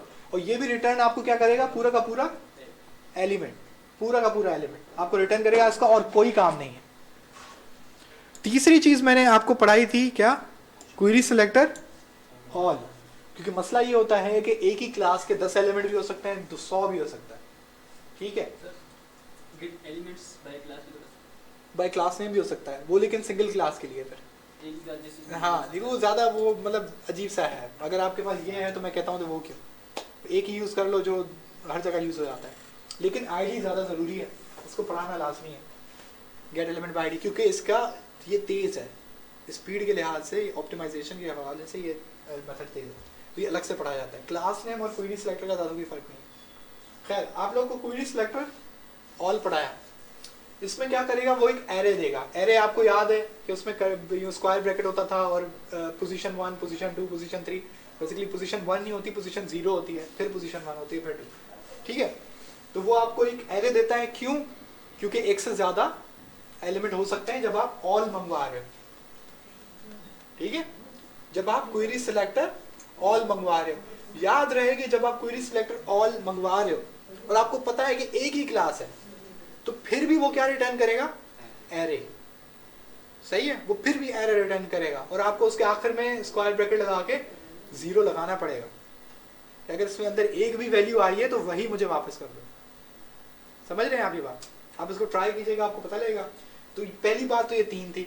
इनका काम सिर्फ इतना है कि वो HTML का मखसूस टैग आपको ला के देता है, और कुछ भी नहीं। अब उसके बाद हमने पढ़ा कि HTML के थ्रू हम लोग CSS बदल सकते हैं। और वो कैसे बदल सकते हैं, हमने पढ़ा कि जब हम एक एलिमेंट को मंगवा रहे हैं एक तरीके से, document dot get element by ID, तो उसके आगे हम और क्या लगा सकते हैं, डॉट स्टाइल। एक तरीका ये है। दूसरा तरीका है कि यहाँ तक आप इस पूरे को एक वेरिएबल में सेव कर दो, फिर उस वेरिएबल पे आप क्या लगा दो, डॉट स्टाइल। यही सेम तरीका मैंने अप्लाई किया है नीचे।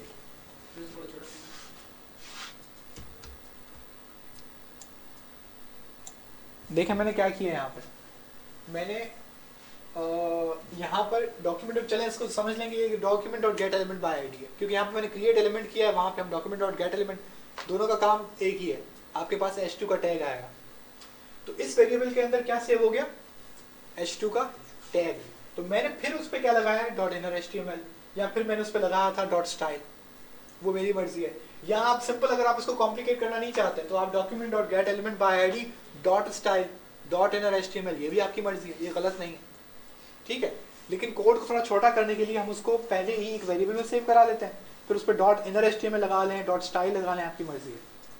अब डॉट स्टाइल आपको पता लग रहा है क्या है, CSS। अब CSS में प्रॉपर्टीज होंगी, वो प्रॉपर्टीज मैंने आपको दिखाई कंसोल लॉग करके कि किस तरीके से वो खाली सारी प्रॉपर्टियां आपकी जावास्क्रिप्ट को पास हो रही हैं। अब उसमें आपको कोई चीज़ सेट करनी है, बैकग्राउंड कलर है, विड्थ है, हाइट है, कुछ भी है, जो भी आप CSS में नॉर्मली जो भी आप CSS पे काम कर सकते हो वही आप डॉट स्टाइल में पाओगे।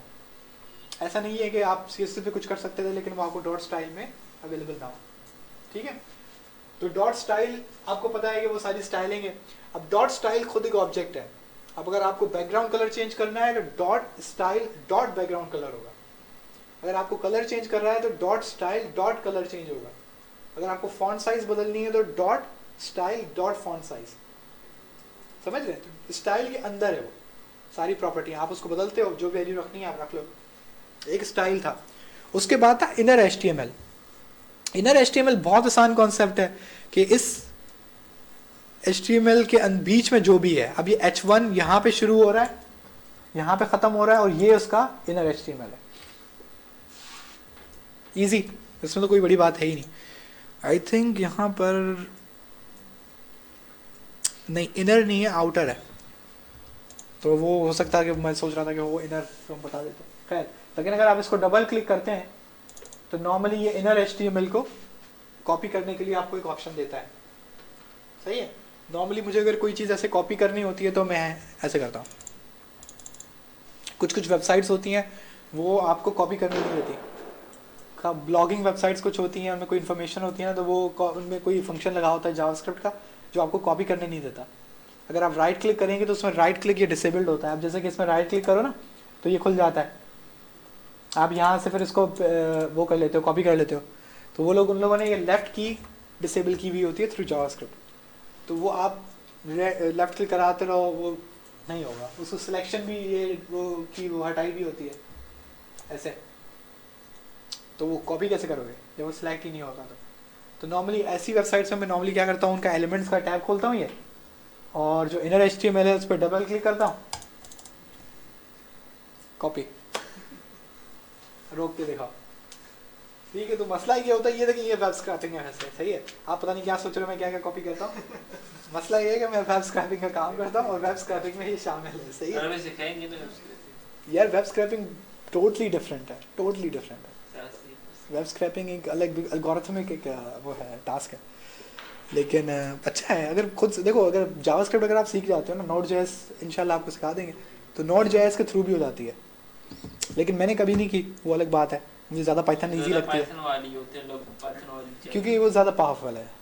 अब Node.js भी एक नया ब्राउज़र खोल देती है जिसके अंदर मैंने नहीं बताया कि वो पूरी वेबसाइट खुल जाती है, फिर उसके HTML कोड आ देते हैं हम लोग।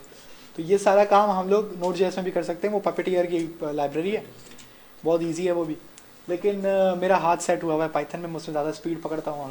पाइथन मजेदार बहुत मसले हैं भाई इसमें भी। अगर आप यहाँ पर देखो तो यहाँ पर नेटवर्क का एक टैब होता है, ये अगर आपने कभी नोट किया हो, ये भी वेब स्क्रैपिंग में बहुत काम आता है, बहुत ज़्यादा काम आता है। अगर आप इसको रीलोड करो तो देखो ये क्या कर रहा है, ये समझ आ रही है? पेड ऑडियो भी डाउनलोड किए थे तो यहाँ पे ये मसला क्या होता है कि ये आपको जो ये फ्रंट एंड का जावास्क्रिप्ट कम्युनिकेशन कर रहा है अपने बैकएंड सर्वर से, ये वहाँ पे डिस्प्ले करवाता है क्रोम। ये क्रोम आपको बताता है कि ये फ्रंट एंड का जावास्क्रिप्ट कम्युनिकेशन कर रहा है अपने सर्वर से। तो कम्युनिकेशन के लिए उसको एक कोई ना कोई लिंक हिट करना पड़ता है। ये आगे चल के हम पढ़ेंगे कि गेट मेथड क्या होता है, पोस्ट मेथड क्या होता है, इसके थ्रू हम लोग ये कम्युनिकेशन कर सकते हैं। तो हम यहाँ पे बेसिकली इसको डी इंजीनियर करते हैं। तो यहाँ पे पकड़ के, खैर ये एक तरह से गैर कानूनी लगेगा तो मैं इसको यहाँ पे रोक लेता हूँ। हम बेसिकली क्या करते हैं कि हम ये फ्रंट एंड जो ये कॉल देखें, अब इसने यहाँ से जो कॉल करवाई है, ये इमेज ये वाली देखें, नीचे नहीं, ये गूगल ने ये मंगवाई है, तो यहाँ से मुझे वो दिख रही है। इसका मतलब है कि मैं इसको यहाँ से अगर इसकी वो कॉपी कर लेता हूँ ना कि वो उसने किस फंक्शन के थ्रू ये मंगवाई, और मैं वो फंक्शन अपनी वेबसाइट में इस्तेमाल कर लूँगा तो वो मेरी वेबसाइट में आ जाएगी। तो ये सेम तरीका भी हम लगाते हैं वेब स्क्रैपिंग में। हम बेसिकली उसके सर्वर को ये दिखाते हैं कि हम उसकी वेबसाइट है। तो बेसिकली समझ लो कि मास्क पहन के आ जाते हैं, बोलते हैं कि हम तुम्हारी वेबसाइट है यार, पहचानो तो सही। तो उसको लगता है ये मेरी वेबसाइट है वाकई, क्योंकि वो हम उसको बिल्कुल कॉपी कर लेते हैं जो कम्युनिकेशन हो रहा है। तो उसको पता नहीं लगता कि मेरी वेबसाइट से क्या आ रहा है और दूसरे यानी हम आ रहे हैं या नहीं आ रहे। तो वो हमें डेटा देना शुरू कर देता है, जो सेम डेटा आपको वेबसाइट में नहीं मिल रहा होता, क्योंकि वेबसाइट पे लगे हुए होते हैं, जावास्क्रिप्ट लगी हुई होती है कि बॉट्स को रोको। बॉट्स मतलब ये जो वेब स्क्रैपिंग के आपके पाइथन के फंक्शंस हैं, उसको हम बॉट्स कहते हैं, क्योंकि वो ऑटोमेटिक सारा काम कर रहे हैं। तो खैर ये वेब स्क्रैपिंग है और इसके लिए थोड़ा सा आपको सोच लगानी पड़ती है पिस्ताजी को तो स्कूल में भी आते थे पढ़ाई तो ये सारी चीज़ें हैं, मज़े की चीज़ है।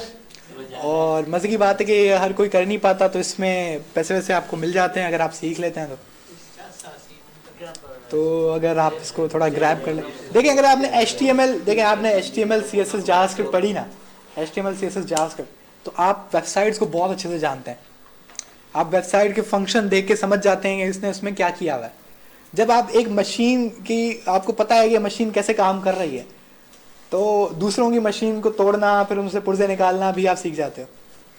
ठीक है, आपको पता है कि फलां पुर्जा इसका जो है ये काम करता है, क्योंकि आप खुद भी वो बनाना जानते हो, तो फिर आप उसको निकाल के ले आते हो। लेकिन जो एक बंदा है जिसको वेब डेवलपमेंट नहीं आती, उसके लिए तो ये बहुत बड़ी बात है। उसको समझ में ही नहीं आती कि उससे नहीं हो रहा था, आपने कैसे कर डाला। और 10-10 मिलियन प्रोडक्ट्स को की डेटा उठाना, उसको एक ऐसा एक्सेल में सेव करवाना लोगों के लिए बड़ी बात होती है। तो ये वेब स्क्रैपिंग तभी थोड़ी एक्सपेंसिव है, और इसमें मसला ये होता है कि सारा काम हो भी नहीं जाता। इसलिए जब भी हम वेब स्क्रैपिंग का मेरे पास कोई काम आता है, वो मुझे बोलता है हो जाएगा, तो मैं इसका कभी भी जवाब यस और नो में नहीं देता। मैं कहता हूँ कि भाई मैं टेस्ट करता हूँ, मैं चेक करता हूँ कि जो मेरी टेक्निक्स हैं वो काम कर रही हैं कि नहीं। क्योंकि मुझे जब तक ये कंफर्मेशन नहीं होती कि वहाँ पे मैकेनिज्म कैसा लगा हुआ है, सिक्योरिटी कैसी है, वो सारा मैं पहले असेस करता हूँ, वो सब कुछ करता हूँ, फिर आगे बताता हूँ भाई इतने पैसे होंगे। और मुझे पता होता है, मैं सिक्योरिटी देख के समझ जाता हूँ कि इसके लोग कितने लोग इसका काम कर पाएंगे या नहीं।